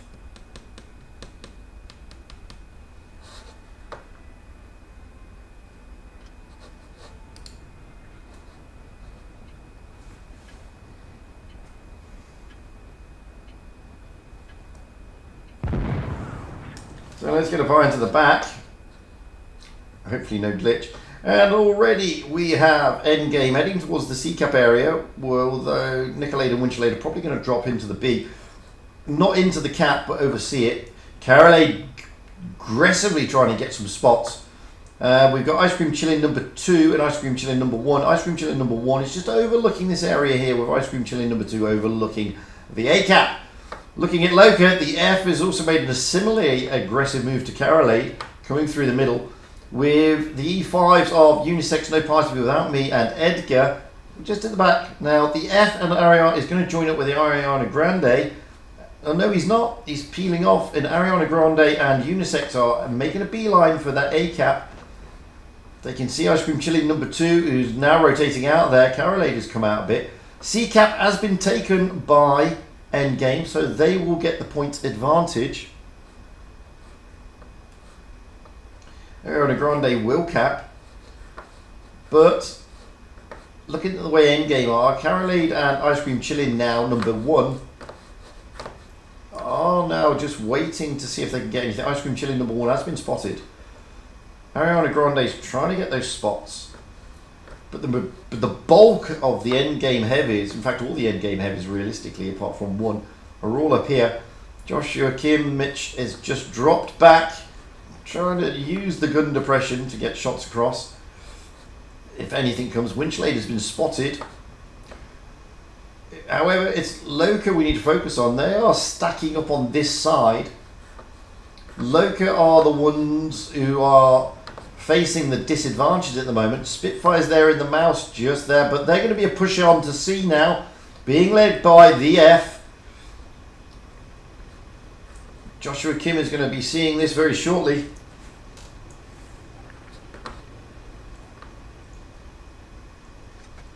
F is going to drop in. Joshua Kim has been spotted. And there goes Unisex pushing down to Winch. No, he's not. He's going to go straight through him. They're going to rotate round to pressure onto Joshua. Joshua here in a bit of trouble. C-Cap has been taken by Loka. Winch is rotating in to try and take some pressure off. Here comes Orca as well.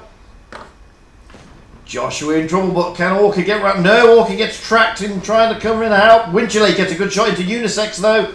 No Party Without Me and Edgar trying desperately to get rid of Joshua. Here comes the rest of the in-game team. They're rotating in. Ice Cream Chillin comes round. Carolade manages to take No Party Without Me. Edgar goes down. Winchelade now pushing on Catch the Sneak, along with Ice Cream Chillin number 2.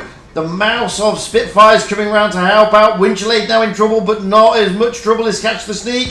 Ice Cream Chillin number 2 manages to take him out. And there goes Catch the Sneak. Unisex is also a one-shot. Is Orca going to be able to turn around and get Unisex? Yes, he is. This is good stuff by Endgame. Winchelade now, he's dangerously low, but Ice Cream Chillin number 2 is coming in there. Down goes Ariana Grande. It's just the F, and the F goes down. Just Spitfire's left here. He knows it's all over. He can't do anything against this. Fantastic stuff by Endgame.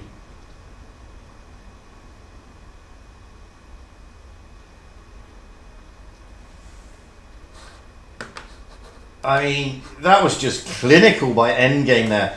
Knocking out 16,740 damage compared to the 9,504. And if I'm being honest with you, That charge into the sea cap by Loka, I really thought they were going to have that advantage over Endgame. But boy, were Endgame able to rotate their team, come back and turn it around. Fantastic gameplay. So we're still on Winter Malinovka. This time Endgame on the north spawn, Loka on the south spawn. Endgame are readied up straight away. We got Nicolade and an IS-4. Ice Cream Chilling number 1 in an E5. Ice Cream Chilling number 2 in a T22. Joshua in an E5. Carolade in a T22. Winchelade in a Mouse this time. And Orca in an E5. Ice Cream Chilling number 1 is still debating. No, he's decided. Looking at Loka, we got Catch the Sneak in a Vickers Light, Ariana Grande in a T22, No Party Without Me in an E5, Spitfires in a Mouse, the F in a T22 Medium, Edgar in an E5, and Unisex in a Mouse. As somebody mentioned in the chat there, yeah, General and Romka and Beacon are all sitting this one out at the moment.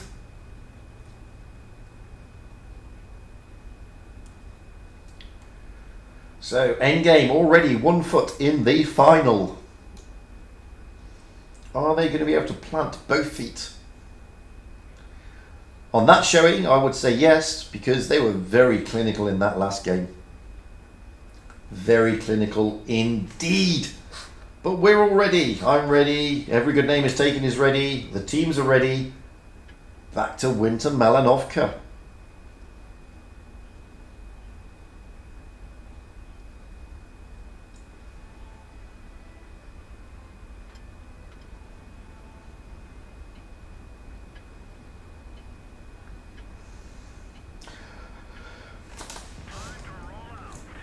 So let's get up high and to the back of the map as we normally do. And whilst I'm doing that, I completely forgot to mention it, guys. Go and show some love to Amunet. It's her birthday today and I completely forgot until about 2 seconds ago. And that's very bad of me. Anyway, here we have Caroline Ice Cream Chillin', the 222s making a beeline for the A-cap. Catch the Sneak is there also. Oh, that's a good smack into Catch the Sneak. No Party Without Me is there. Catch the Sneak, however, having to rotate out of that position. You can see that the whole of Endgame, apart from the Mouse of Winchelade and the Ice-4 Nicolade, have dropped down towards the A-cap. And they are all pushing towards the A-cap. What is Winchelade doing? Well, Winchelade is just side-scraping off the building there. Nicolade is now coming down into this main area. A-cap is taken, and the charge from Endgame continues with the E5s. They're getting shots into No Party Without Me. This is good stuff by Endgame. No Party Without Me is being focused heavily here. Joshua now pushing heavily.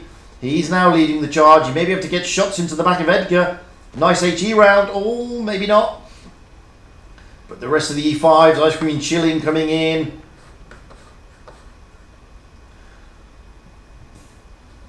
Orca coming in as well. They are going to be able to push on No Party Without Me and Edgar. They are quite isolated, only 2 of them. Catch the Sneak may be able to rotate round. Unisex is trying to come round. Nicolade getting smacked there massively. But look at this. Endgame are just lining up. There they go. Edgar is gone. Now their focus turns to No Party Without Me. He's going to be whittled down very quickly, and he was. The Mouse of Unisex coming in, trying to relieve the pressure, but it is a Mouse. It takes some time. They're completely ignoring the Mouse, going after the F. The F is the next on the target list. This is a more clinical stuff from Endgame. Carolade pushing on to the F in the T22. F goes, Catch the Sneak goes. Oh, Orca goes down, but it doesn't matter. Now they're going to push onto Ariana Grande. Clinical stuff again by Endgame, as I said. Ariana Grande here really being pushed around. There goes Joshua. Spitfires manages to take a tank, but it's the 2 Mouses left. Ice Cream Chilling here. Trying to give Unisex a hard time. Carolade coming in. Big bounce there by Ice Cream Chilling. Unisex is about to go. There he goes. Leaving Spitfires as the last man standing. Much like the last game. He's toying with Winchelade here. Not much is going to last though, and it's all over. that's it. Pretty straightforward stuff from Endgame there. Very clinical indeed. 16,765 against the 11,054 knocked out by Loka. Really good focus fire. You can see there that Ice Cream Chilling, Caroline, and the T22s really are rolling around, and the E5's doing fantastic stuff as well. Well played, Endgame. Endgame are therefore moving on to the final. But who are they facing? That's the big question. Are they facing Legion or are they facing Raid? Well, we don't know. It's as simple as that. We won't find out.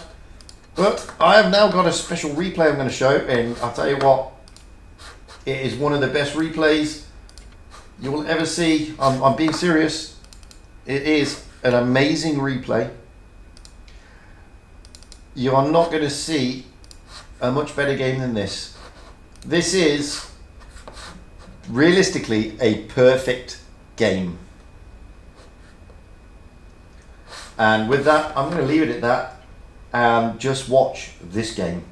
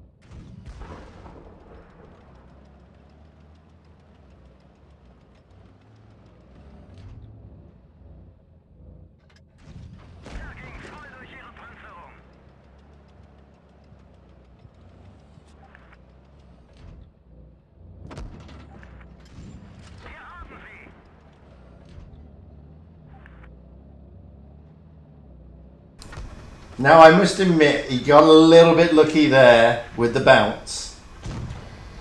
But boy, 10,091 damage. 10,000 in a grill. 10,000. That is holding the top spot in the Hall of Fame. And in the Hall of Fame, only 4 other players have broken the 10k mark. Sorry, 3 other players have broken the 10k mark. And Elias Sux is the 4th. That is unbelievably impressive. However, what I don't understand is how he only got 47,000 credits. That just seems a bit unfair. He got 134 with the premium, but doesn't seem a lot. Killed 5 tanks. Look at that, 10,000 damage. I mean, nobody else got a look. Nobody. Unbelievable. It's unbelievable. 14,900 dished out. So he took 2/3 of all the damage. He took 2/3 of all the damage dished out. That is fantastic. Absolutely fantastic. So let's go and have a look at the chart and see who is who and where and what. Oh, we've got Endgame facing Legion, which means Raid got knocked out and they will face Loka for the 3rd place playoff.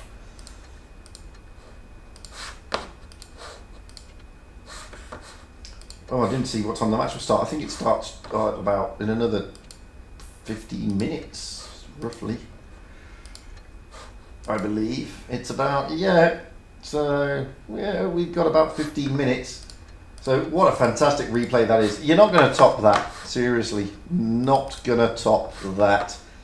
It is unbelievably great, that replay. Let me check, see if anybody sent me any replays, actually. Has anybody sent me any? No. What about on Discord? Has anybody sent me anything on Discord? Don't know.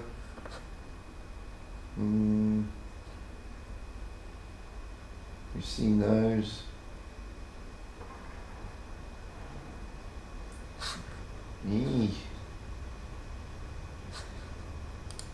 No.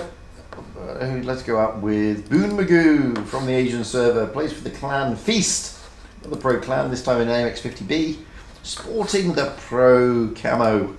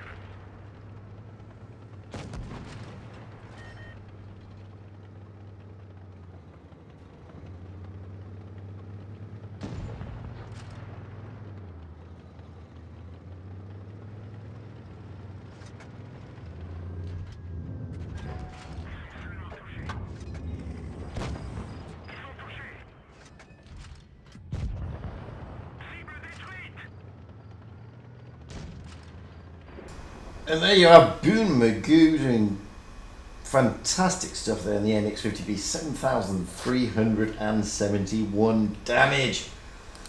We've got 8 minutes to go, which means I can't play another replay because we only have 8 minutes to go. And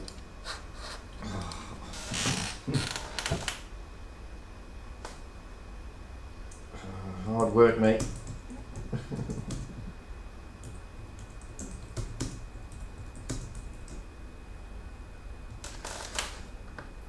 So,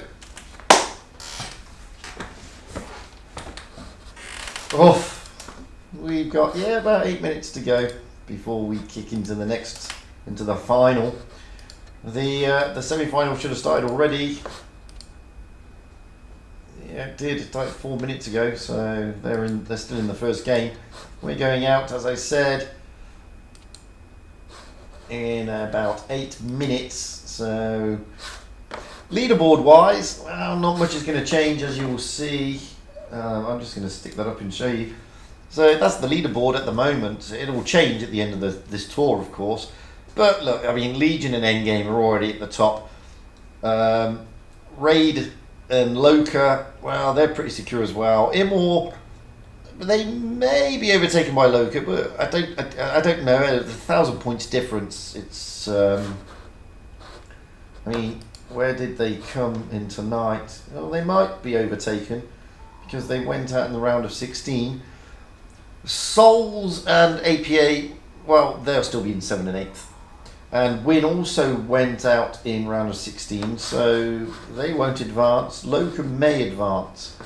It's as simple as that. As for the other teams that went out in the round 32, they won't really advance into the top 8, let's be honest. So that's what we're looking at the moment, but it'll all change later. Legion Endgame are looking to secure their place without playing anymore, but I don't know if that's going to be possible today. So that's what we're waiting for.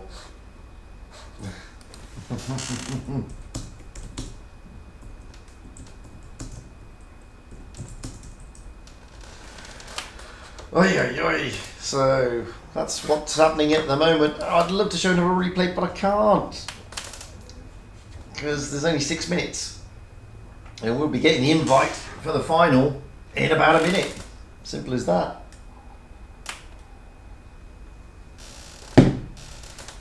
Oof. It's Clash of the Titans time, guys. Legion against Endgame, or is it Endgame against Legion? Either way, it's Clash of the Titans.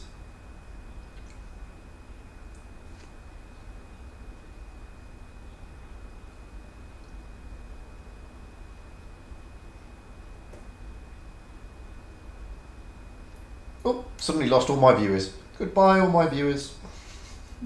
I don't know where they've all gone. They've all vanished. Just lost 30 viewers, just like that. Boom.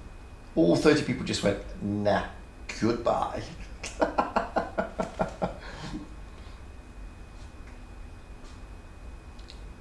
They've probably got all their stuff.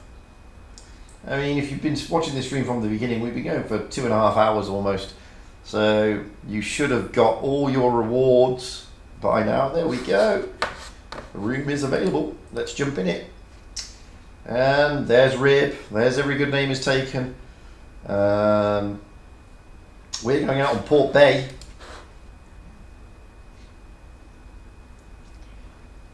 We're rolling with Legion.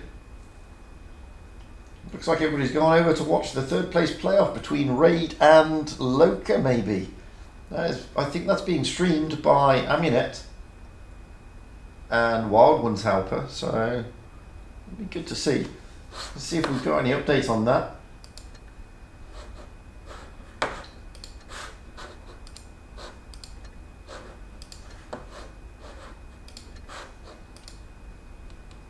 Not at the moment, no updates come through, so I don't know who's winning it.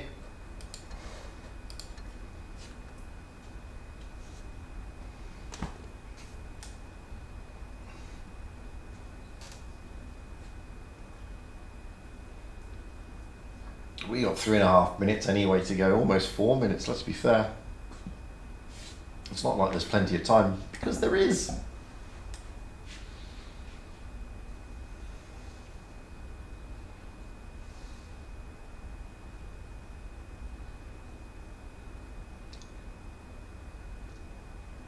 Port Bay, as we saw earlier, with Souls in Loka is an interesting one. Interesting map to go out on. And, well, you know, when you've got teams matched like this, Legion and Loka, I mean, what can you say? It's unbelievable, really. The two excuse me, the two powerhouses of the EU tour circuit at the moment in Clan Wars.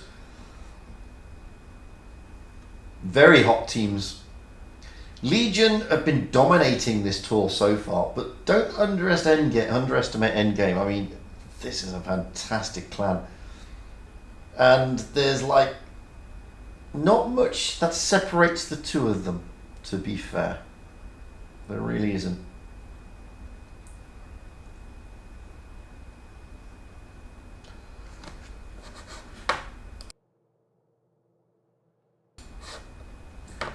So the teams are slowly turning up now.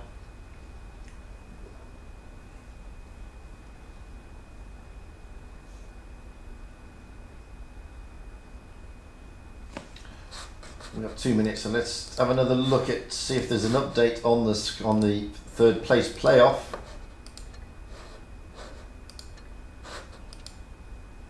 No, still no update.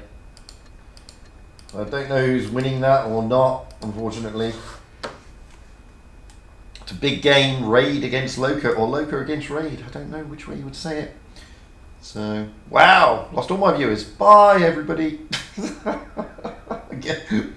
Just the way it goes.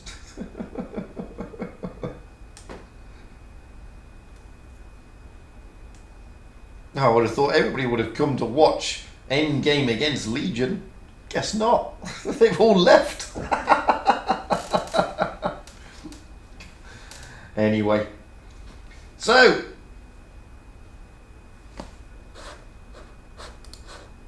Endgame hasn't got a full team yet. Legion has, but they're not readied up yet. Endgame have readied up, but they haven't got a full team. As I said, they're missing a player at the moment. And one of the Chillins isn't there.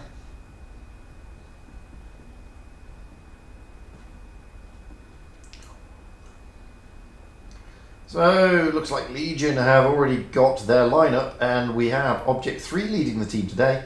As a captain, we got NG, Rodicoso, Whoopsie, Zerd, Dakudas, and Vanessa. Going through the team list, we got Object 3 in an AMX-50B, Engi in a E5, we got Rodicoso in an IS-4, Whoopsie in a T-22, Zerd in an E5, Dakudas in a T-22 and Vanessa in an E5, with Eggy and Thomas sat on the bench. Eggy and Thomas both in T-22s, but on the bench. Moving over to Endgame, we've now rolled in. We've got Nicolade in a T-22, Ice Cream Chillin in an E5, Ice Cream Chillin number 2 in a T-22, Carolade E5, Romka E5, Winch E5, and Orca T-22. Legion on the north spawn, EG on the south spawn here for the final on Port Bay. Oof, this is going to be a biggie.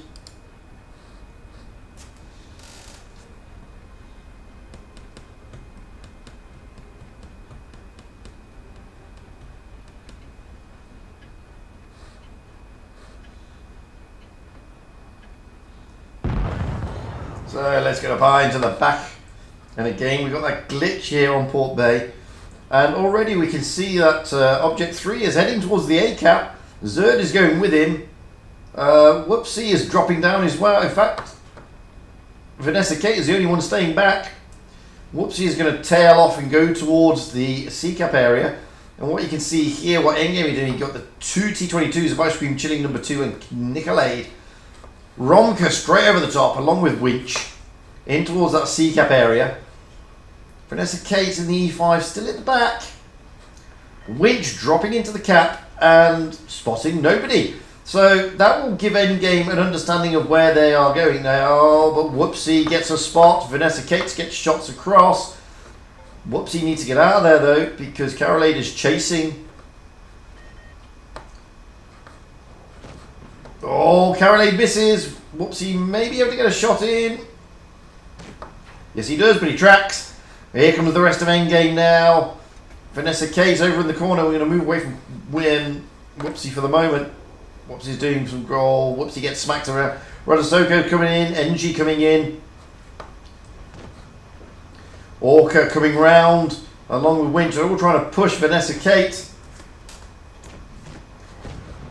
Ice Cream Chilling number 2's come back in though. Look at that. Nicolay pushing on Vanessa Kate now. The rest of Endgame there. NG coming in, trying to help out. But Vanessa Kate isn't going to last much longer. Sacrificial Lamb was Vanessa. There we go. Dakadas comes in. Zerd comes in. They've got the caps though. Look at that. Legion have taken the cap points. They've lost a tank in Vanessa Kate, but now they've got support.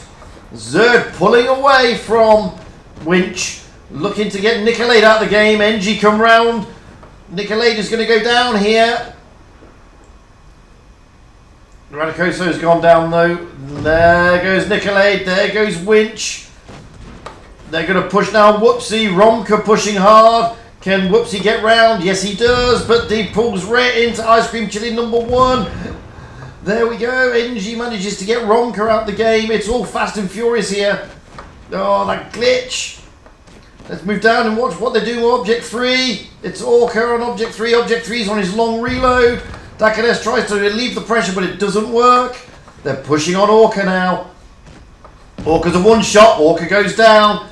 Zerd and Karolade. I think Karolade is going to win that battle against Zerd, and he does, but it's 2-on-2.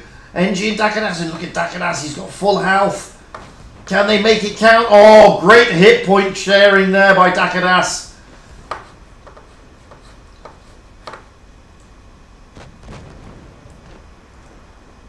Oh, can NG last? He's trying to get into cover. Dakadas, oh, he can't. Dakadas therefore pushes down, tries to get out of there. He knows he can do this on points. And he's got the speed, as long as he can get out of the way of Karolade and Ice Cream Chillin'. Let's go with Dakadas.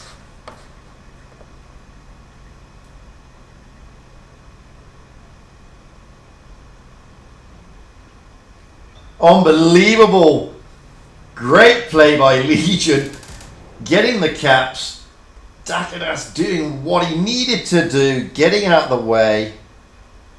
Massive stuff. You can see there, I mean, Endgame dishing out 16,000 but failing on the caps. And Legion only dishing out 14. But great stuff. That is clever play by Legion.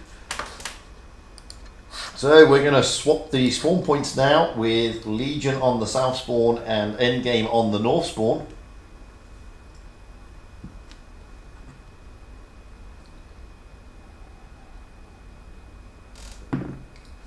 So looking at Legion, who've readied up, you've got Object 3 in a WZ113, NG in an E5, Radicoso in an IS4, Whoopsie in a T22, Zerd in an E5, Dakadas in a T22, and Vanessa Kate in an IS4.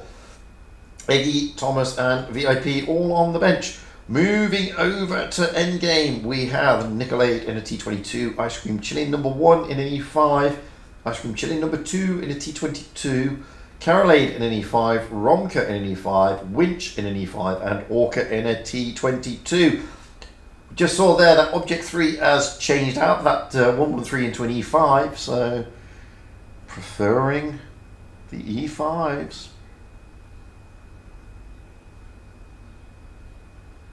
Hello Sweden, hello Finland, welcome. So Legion have got one paw on the final cups for today, but can that be dislodged by Endgame? Anything can happen.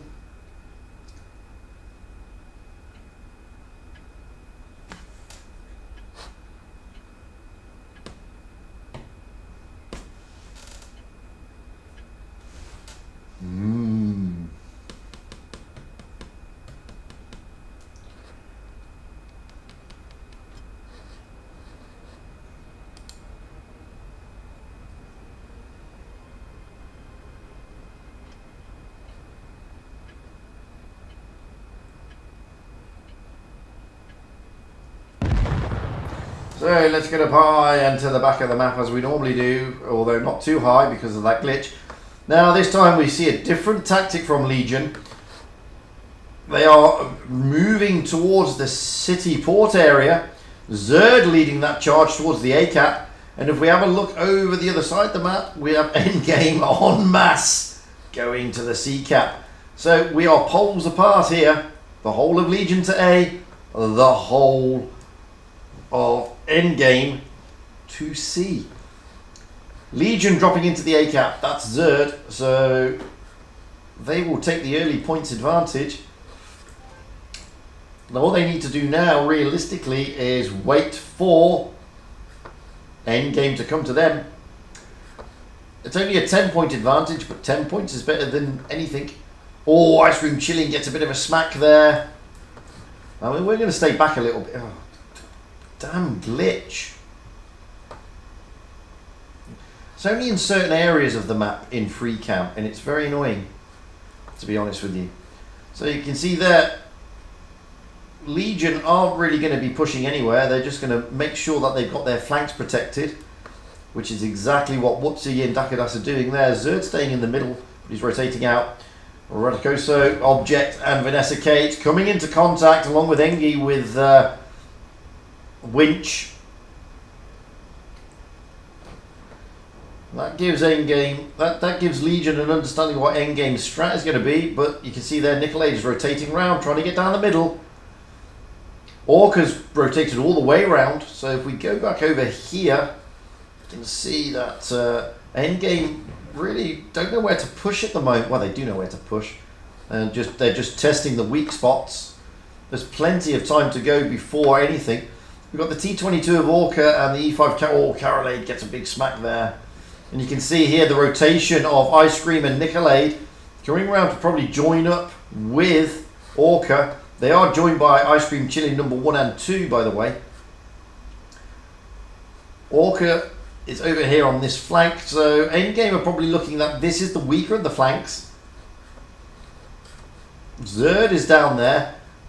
Dakadas and Vanessa Kate have rotated back towards the centre along with Whoopsie. So Endgame have placed themselves in a good position realistically, and that glitch is really annoying. Oh, we're going to go back out here because this is where the push is going to come by looks on it, led by the T22s, Orca, Ice Cream, Chillin, and Nicolade. Orca is the one pushing forward here, trying to see where the team is. Still 10 points only separating.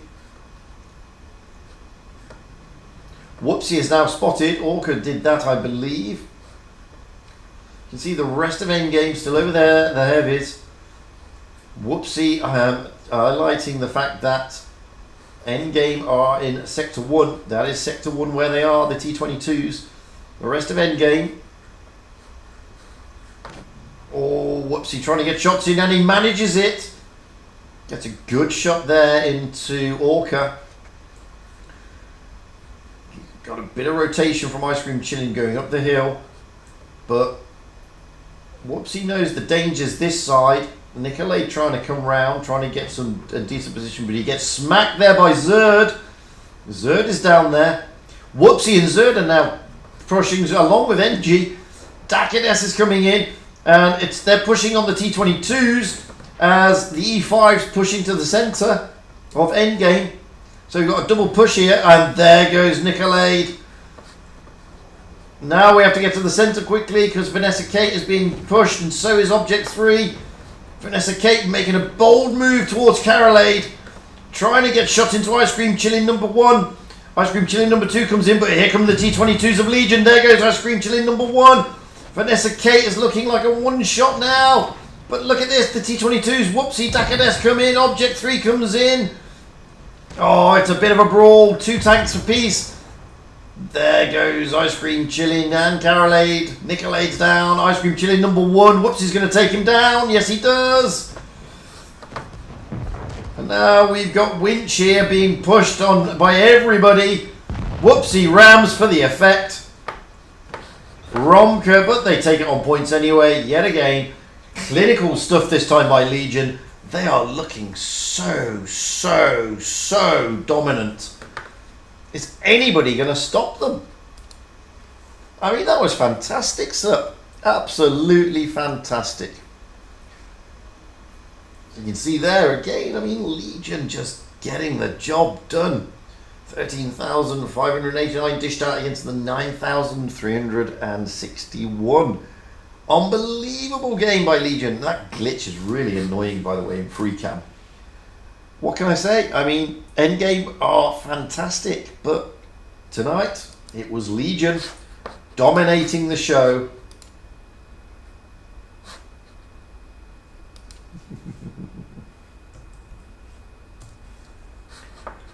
Unbelievable stuff. So let's see if oh, it's over, so I don't know who won third place, I'm afraid. But wowzers, fantastic stuff there by Legion. Can't really say more than that. They got the job done. I'm going to play a replay whilst we have a chitty chat, I guess. Oh, dearie me. That's actually, who can I play? You've seen most of these now. I'm running out. Have a look at Dandy in the IS4.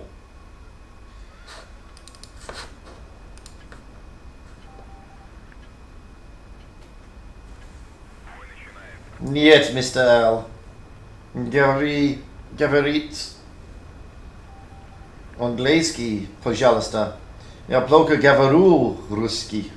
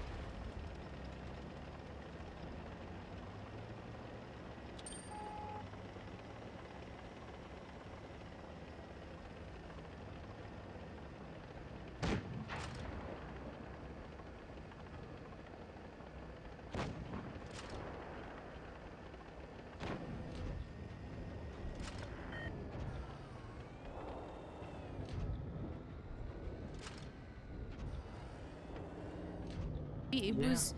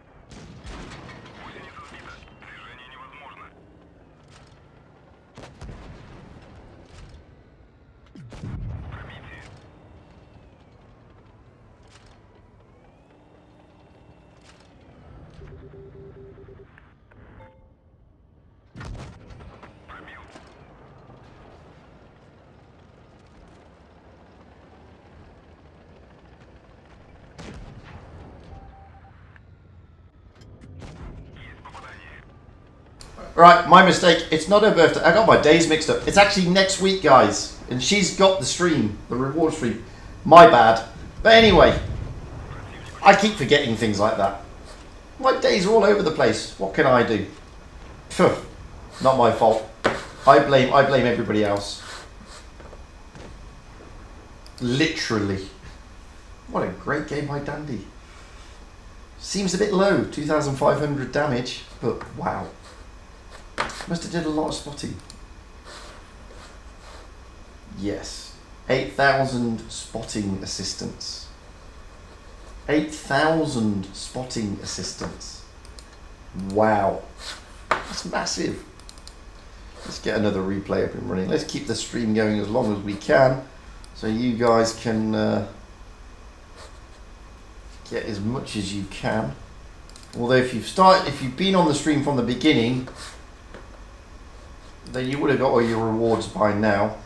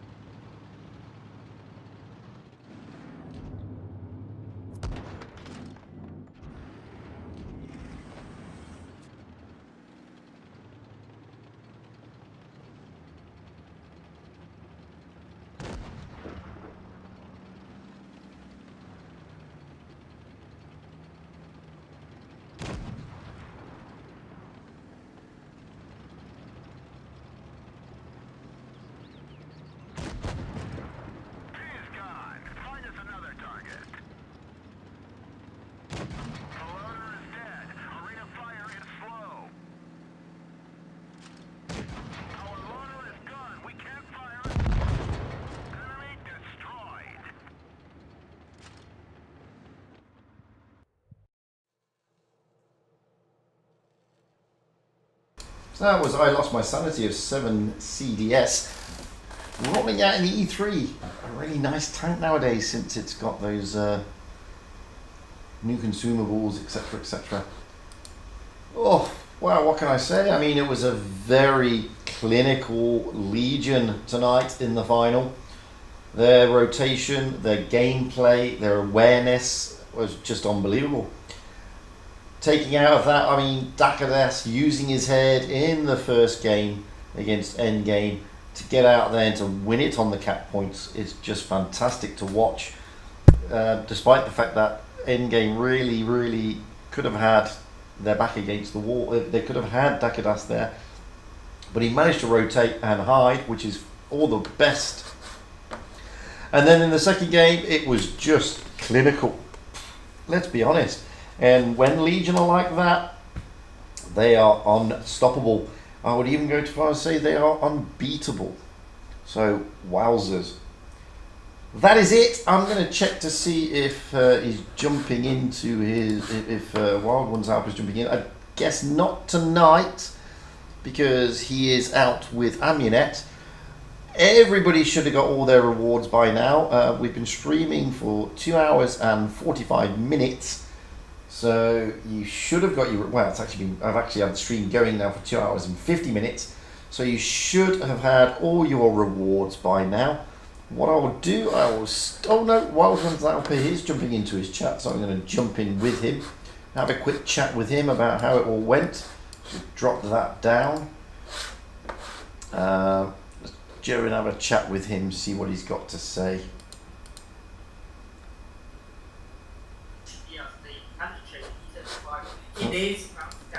Firstly, I was on a call earlier, so nobody can hear bugger all.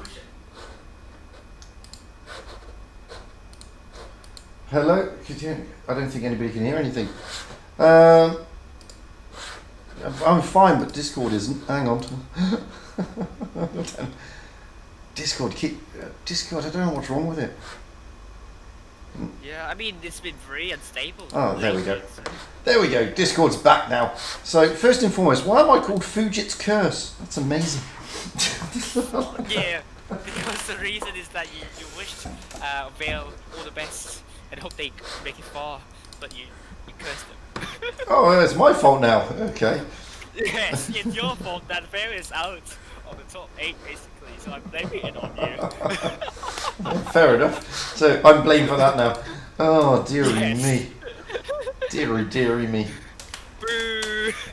But I mean, looking at the way tonight's played out, I mean, okay, Vale are the biggest losers today. Yeah, definitely. To be honest with you, but I mean, aside from that, I think there's not much change. Loka's jumped up above win, and that's about it. Yeah, that's about it. Nothing much changed, and I think top 8 settled, if not for any surprising moments. Besides that, Legion are certainly through to the top 8 if they participate in the next 2 previous tournaments. Well, you say it's pretty much settled. I mean, APA are still. I mean, APA is still what, 1,200 points in front of Vale. Yes. So Vale really could do it if APA screw up. For big time. I mean, they need to screw up big time. I don't think that was going to be the case. And I mean, AP beats Win 2-0, so they definitely showed they could beat a top 18. Yeah, I mean, no doubt APA is still licking their wounds from the time that Win turned them over, and wanted to prove that they can do it. But I mean, it's not all over for Vale just yet, but it does depend on who they face next time. That's the problem. I mean, I was talking to Elysium earlier today, and you know, and I have to agree with him. You know, facing top 4 teams in the group stage is not helpful. And not helpful. Quarterfinals, not helpful. No, it's not. Why would you have the first placing team and the 9th placing team facing one another in such an early stage? That doesn't make sense. That doesn't happen to any.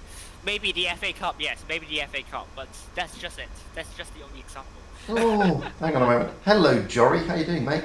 Yeah. So you know, yeah, I know. I mean, what can I say? At the end of the day,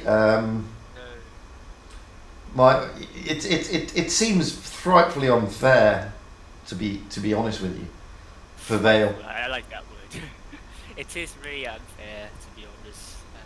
2 times, it's not just. Yeah, exactly. It's happened twice. It's happened twice where in It the group happened stages twice.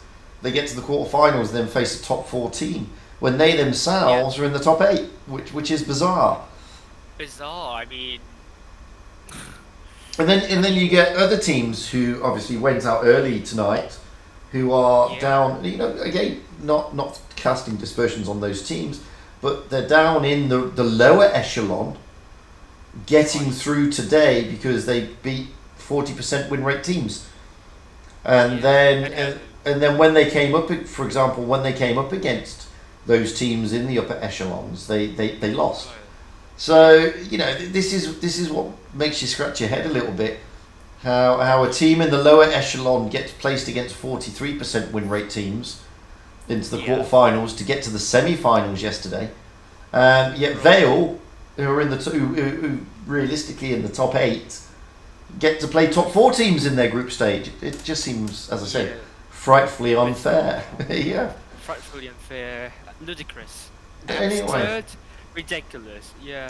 So anyway, how was your evening tonight? How was it? It was really fun with Eminet. We have some good moments, and it was very fun to watch. A joy, actually. Much better than the Asian server. Like we were like on the edge of our seats for a lot of the game, and like Raid against Legion. It went tiebreaker. I think Legion just at times showed what they are made of, and of course you need to go back to the stream and watch Angie in the mouse ramming that tank down below and getting stuck there. But they won that game in the end very convincingly. Well, I think with yeah, I mean, I didn't see those games obviously because I was with Loka and with Loka and Souls basically. yeah, So, that's true. But I mean, Souls played well tonight.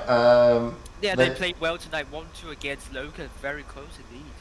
Yeah, but the second the tiebreaker, Loka showed their dominance. To be honest with you, Yeah. and the you know Souls, they didn't put themselves in a bad position. They just couldn't get a break, and the F was just throwing missiles all over the place, and and landing them as he does with deadly accuracy.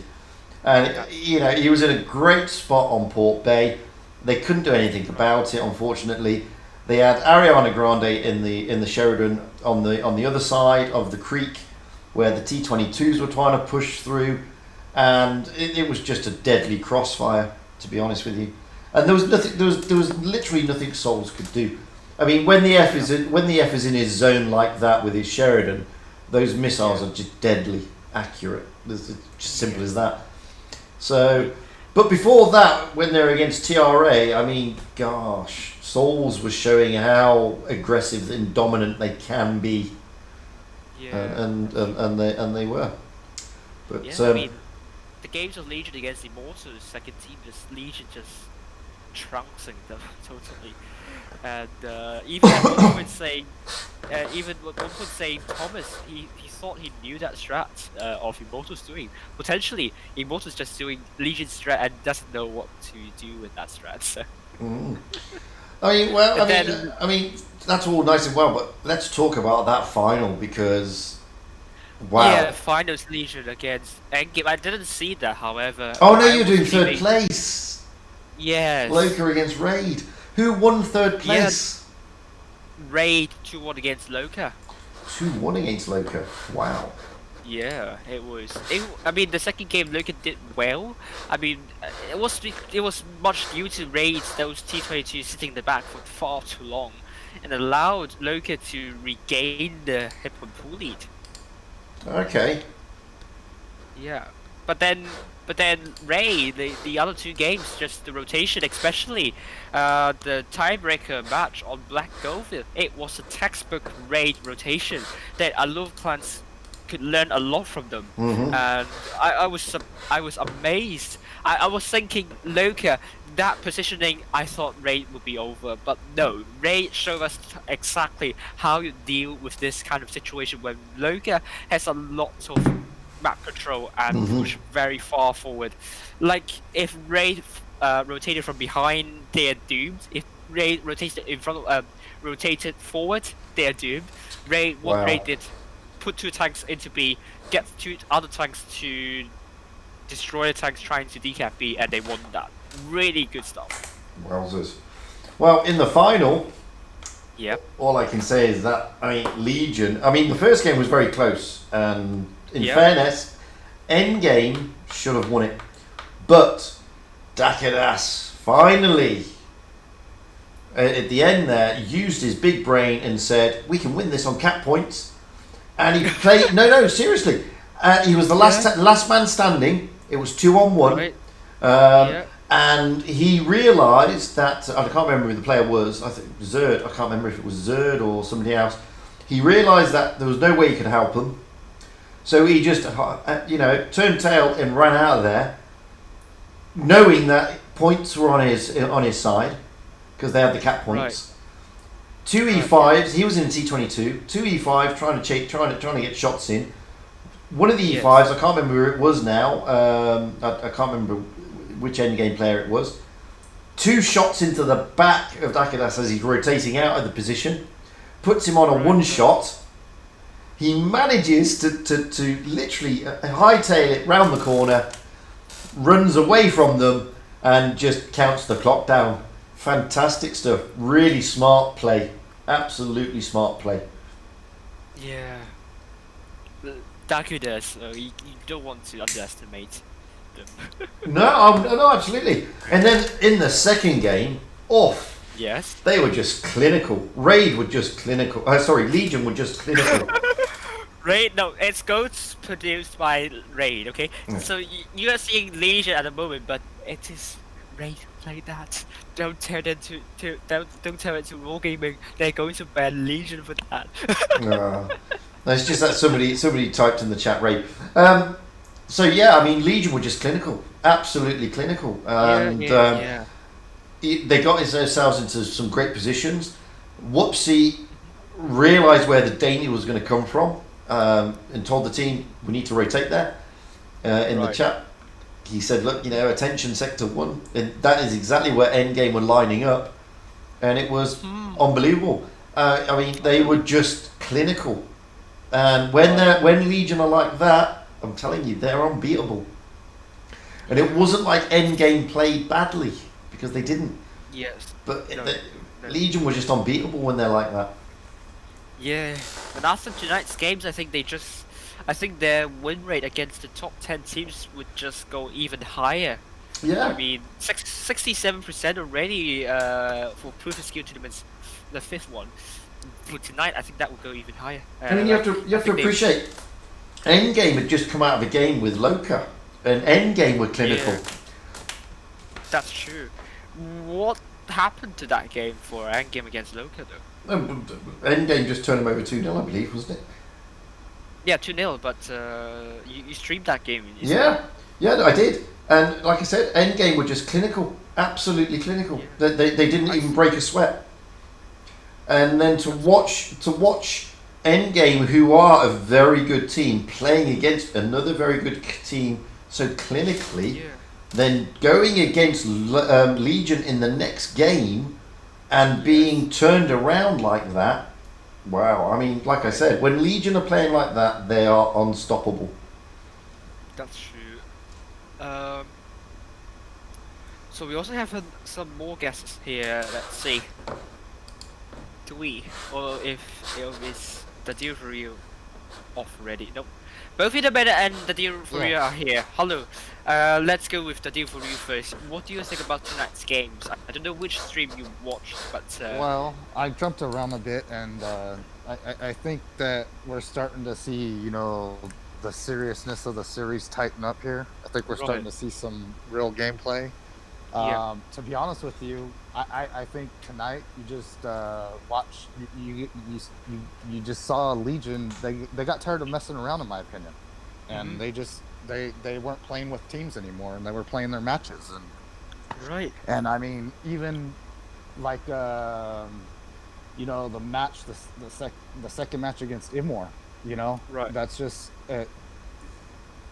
Immor made a mistake, and they they wanted to be a little bit aggressive, and Legion was like, all right, bring it, we're ready for you. And like I said, just every team they played, between the brawls, between the caps, I think Legion just played their game, and they got tired of messing around, and that's what we witnessed tonight. Yeah, I see that. And Besides, honestly, the one I was interested in was the semis are oh my gosh, were on Faust. I right. think Loka. Oh my God, how did they throw that first match away against Raid? I thought they had No, that for sure. yeah, I thought that as well. Raid's push got debunked, like they got averted. Well, I don't want to blame anybody, but everybody was talking about the focus fire and stuff, right? But if you saw one of the T-22s, I believe it was Ariana Grande, they kind of were constantly out of position during the pushes, Right, and yeah, I yeah. think that really hurt them. Yeah, that's true. I mean, during this on the stream, now you're looking, it's my system. Under my system, both Legion and Endgame have qualified. Veil will still be in the 7th place, and they will be leading Souls by more than almost 60 cups. And AB will be taking the 8th place with 469 cups, and Souls with 467 cups. So, I don't know, under the system, would that make sense? Would that be your top 8 choice? We'll see. Comment below. Comment on the chats and see, because the top 8 under my system is Legion, Endgame, Raid, Immortals, Loka, Wind, Veil, and APA. Interesting. Right, okay. And Veil will still be very healthy in the top 8 actually. Ooh, this is interesting. But anyhow,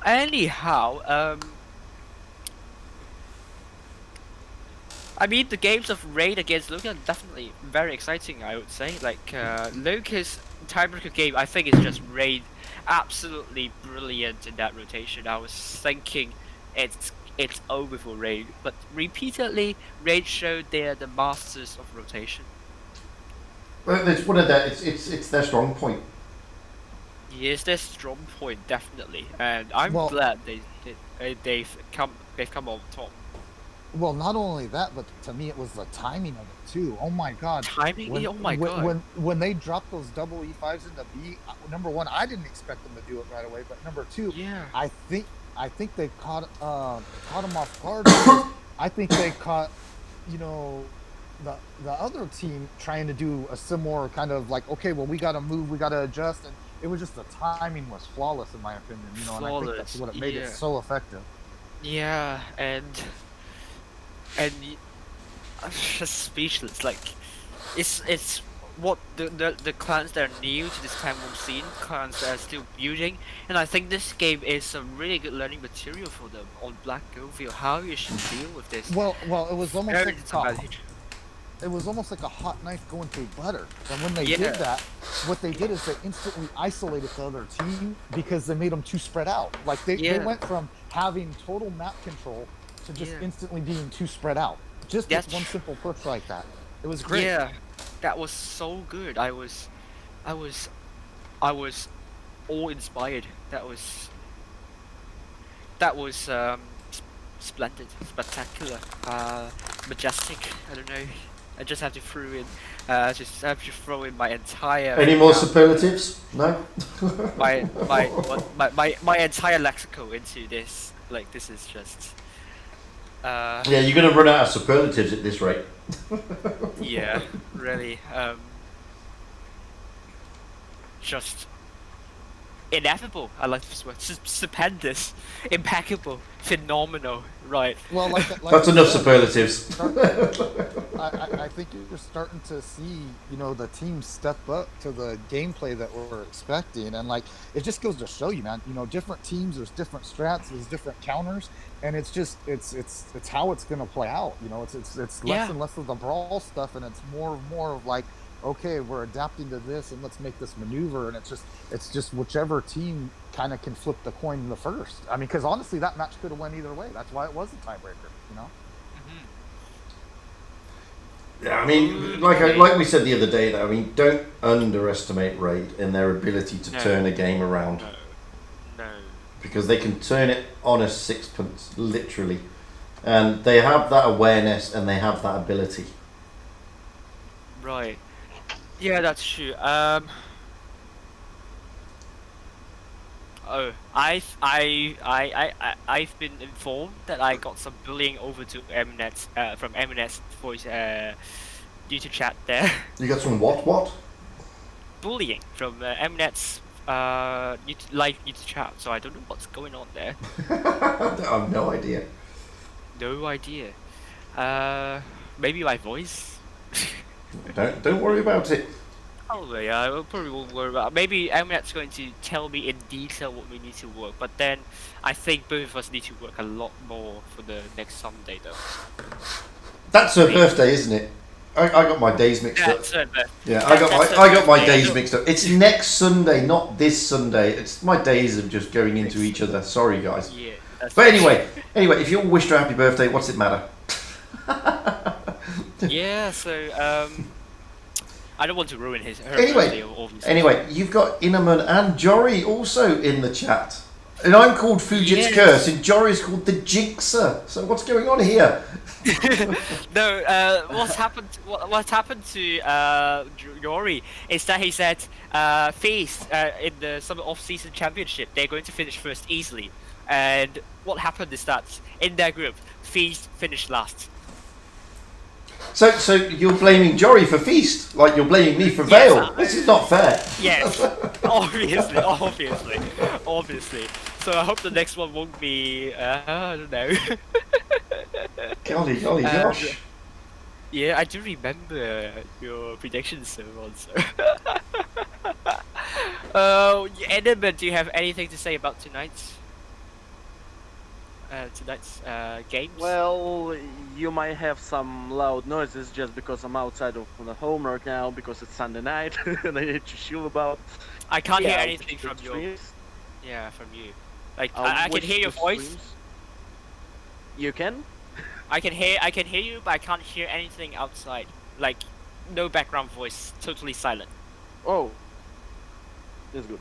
So Yeah. I watched the stream, and first of all, I want to say that for me, the Souls. I'll say about the streamers then about the game of the Legion. The Souls won Loka.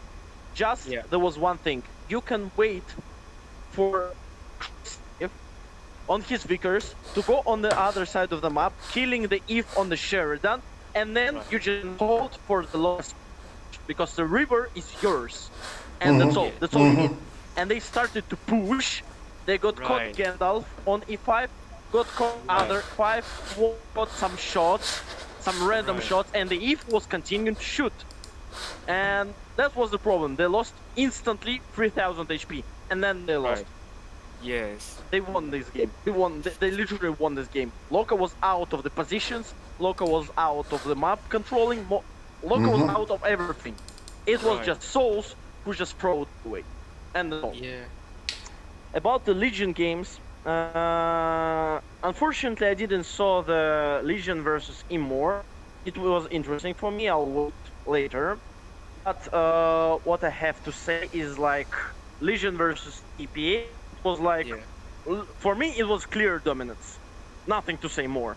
Except the second literally game. clear dominance. Except the second game. The second game was okay. The second game was okay, but it still was in control of Legion.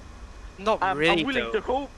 I'm really hoping so because I think that everything was under control. There was there was small mistakes made. That's why APA got some advantage. But that's all.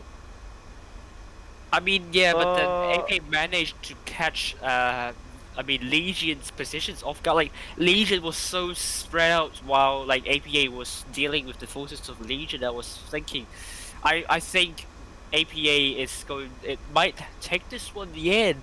And if Muika didn't die in the end and double tapped on that tank, maybe APA would have won that second game. Maybe we don't know what was going to happen. For me, it was the one mistake that they just like put Ernest to cap. Not really. They just left attention from him because there was a full HP T22 who could have stayed on Cup C just to stop Ernest from the captaining, and it was the clear win for by the Cups. But we don't know honestly what was going on. This was the option to play, so still 2-0, nothing to say. It was interesting games between Raid and Legion. For me, it was really interesting just because the whoopsies. Getting caught on the Vickers while you're spotting the enemy, I guess they're just playing fun. Really, as Vanet said, I guess they were just playing for fun. Just to have some chilling games, and that's all. And Loka versus Raid, the first game for me was like, you know that the T22s are on the other side of the map. Why don't you just push? Really? Why don't you just push? You turn half of your team around just to waste a hell lot of time pushing those T22s away, capping B, but you're still wasting the time. And the Raid has the map control and they can go everywhere around. The T22s, they came back and started to shooting again. So you have the problems. Okay, you have the cap advantage. Okay, good, thank you. You have wasted the time, you have wasted E, and you are not in a good positions overall. Raid 1. The second game on Faust, for me, as Manet said, they were taking, maybe, give me a second. So T22s were like really long, the long stay on the other side of the map, and they came lately, very lately. And also, Seek on 113, he ruined the game really, because they had everything. Those T22s, they could have just staying there and sniping, but the Seek, I guess he just misunderstood a little bit information and got too aggressive, and then he just instantly got killed. And after that, you're getting into the crossfire to trade his HP, kill those 2E5s in the trade, and you're getting the crossfire, you're getting killed. And after that, they were not focusing IS-4, which was good because there was much more TPM tanks. And as a result, Loka won. And the last game for me, it was the clear Raid win. At the second, when the Loka just, if I remember correct, there were 3 tanks to kill JP. JP on the Vickers in the corner was just like a bait. For me, it was just a bait. Maybe I'm overthinking something or trying to, I don't know, to simpler the mistakes or something like that, but it was a bait for me. And when T22 and the E5 rushed for him to kill him, to bring him down, they gave every cards on the hands of Raid to take the B and then just to cover the B, to take down the tanks and win the caps. And that's all. They took too much attention to JP. Too much. Interesting stuff. And that's all. You should commentate. You should commentate one time. I had some thoughts about it, but maybe later. I mean, you can. I think you have. I mean, you have much more experience than I do, and you probably have better idea on what the teams are going to do with the strategies and so on. I think you're going to do a better job than me in that respect. But you have much more experience on commentating. That's the point. No, I don't actually. I only started commentating back in like July this year. Wait. What about the professionals? No, I didn't commentate on Spring Professionals. I went. I'll check it. You know, I will check it. I know, but it's a compliment. I just want to take Inman back to Souls against Loka on Port Bay. Right. When they realised that the F was in a great position, just flinging missiles. Do you really think they just should have rotated the E5s and IS4s out of there?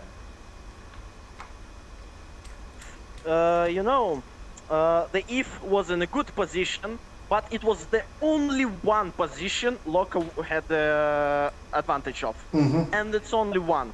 And from that position, with the nerf of the Sheridan, you cannot fire the rockets very clearly if those e5s and is4 were in the cover, but they went pushing Yeah. all over the sea, all over that hill, and they gave that push for e just to stay AFK and shooting every 14 seconds, I don't know.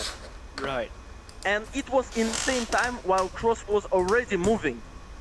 On his Vickers, he could have just like spent 30 seconds more just to bring himself to the Loka spawn and just killing those if.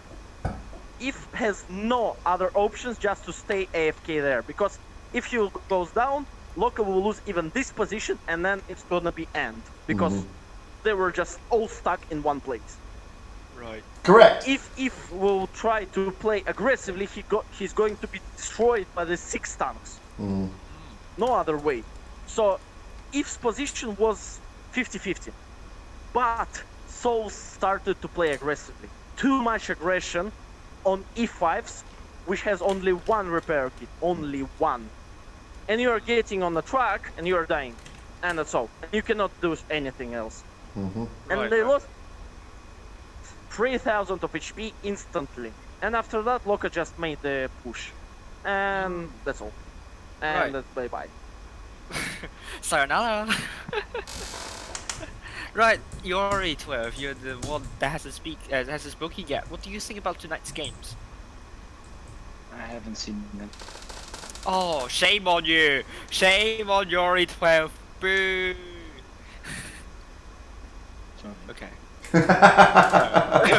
No, I don't accept this apology. No. It's unforgivable. You don't have games tonight, so you should have watched the streams. Yeah, I have the streams on there. Yeah, why you say you're not watching? Playing.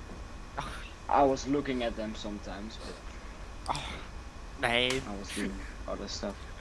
I mean, we all have to sign a petition to ask Yuri 12 to watch our streams. I just want to point out. Hello, Panterflea.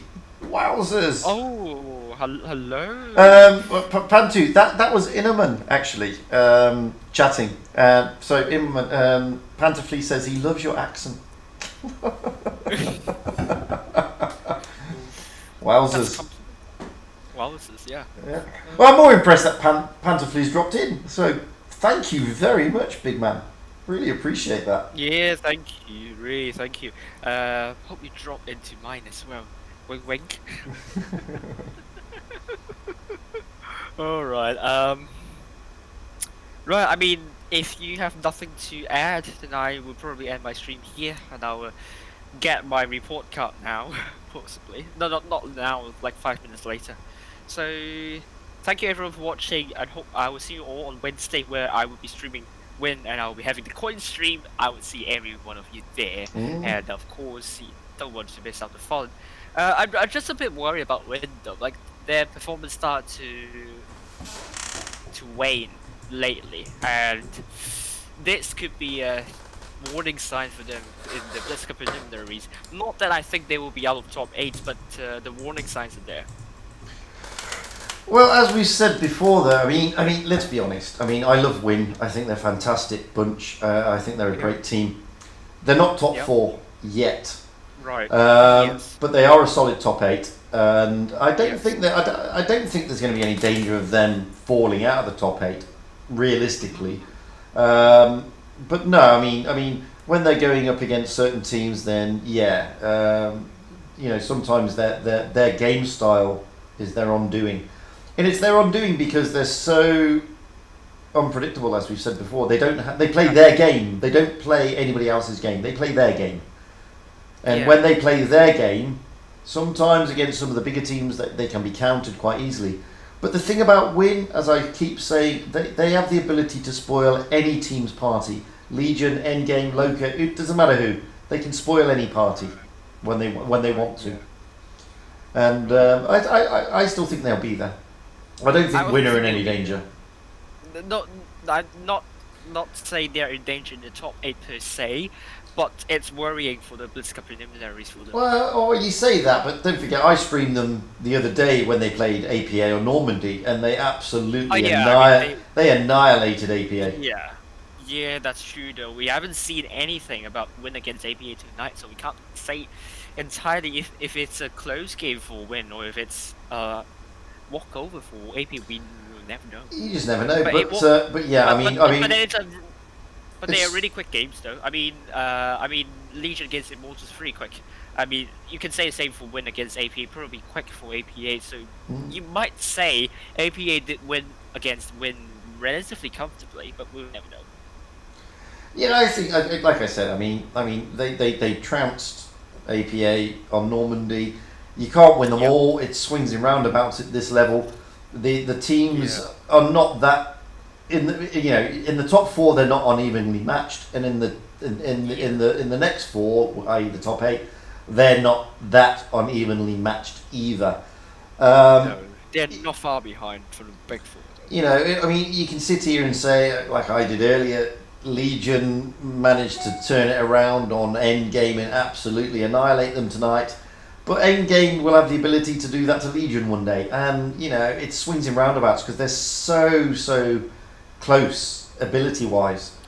It's the same with Loka Raid. I mean, you're talking Loka Raid. I mean, Loka can take on Raid as well. They can take on most of these teams. So there's like very fine lines between it all, realistically. Right, yeah, that's true. And as we said earlier, I mean, the only disappointment so far has been the fact of the seeding. It's like I said, I'm not just saying that because Jory's here. I've said it for the last few days. I've said it for a long time. Vale deserve to be there. Simple fact. Yeah. Before we spend another hour talking about that, I'm going to end this stream now. During this stream. So thank you all for watching. Well, I think I am as well because we've done 3 hours and 26 minutes. So everybody, you've got your rewards. Simple. Yeah. You all got your rewards now. If you came late, that's not my fault. I can't help that.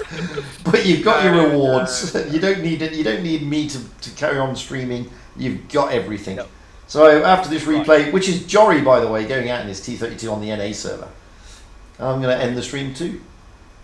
Oh, really? Right. So yeah, I'm playing your replay. No, really. Right. I mean, my stream will end here. I'm going to switch off the desktop audio and my voice.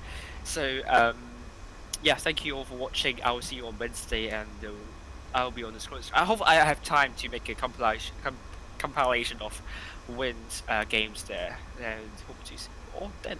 Goodbye everyone. Bye for now.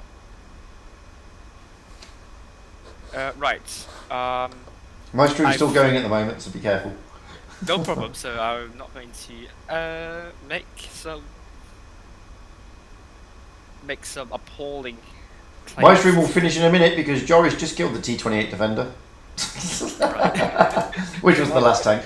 And there you go. T34. It was T34, not T32. T34. You're in the T34.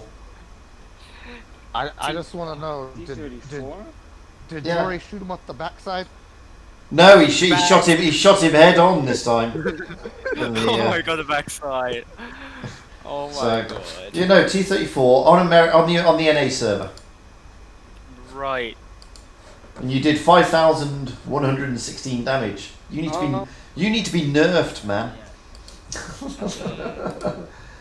Right. Oh, I've got some people saying hello. Hello. Good evening. Yeah, I'm playing on the NA server. Yeah. Yeah, I haven't played the NA server a while, mainly because the ping is a killer. I've seen some news over to the Zenith League as well. What's that? Well, let me just finish my stream. So, firstly, thank you everybody for watching. I'm going to end the stream now. It's still got 5 minutes to go as I click it all off. But I'm going to end the stream now. Big thank you to the moderators for keeping the chat nice and clean and friendly. Congratulations to Legion. Commiserations to Endgame. But well played, everybody, tonight. We'll be back again on Wednesday. Firstly with Asia and then with EU. So until then, I've been Yeah. Fujit. That has been Prove Your Skill number 6 for the EU server. We will see you all again soon. Right. Until then, enjoy the rest of your Sunday. Go and catch Meads' Catch a Beer stream. Why not? And until then, Yeah, of guys, course, why not? bye for now. Bye.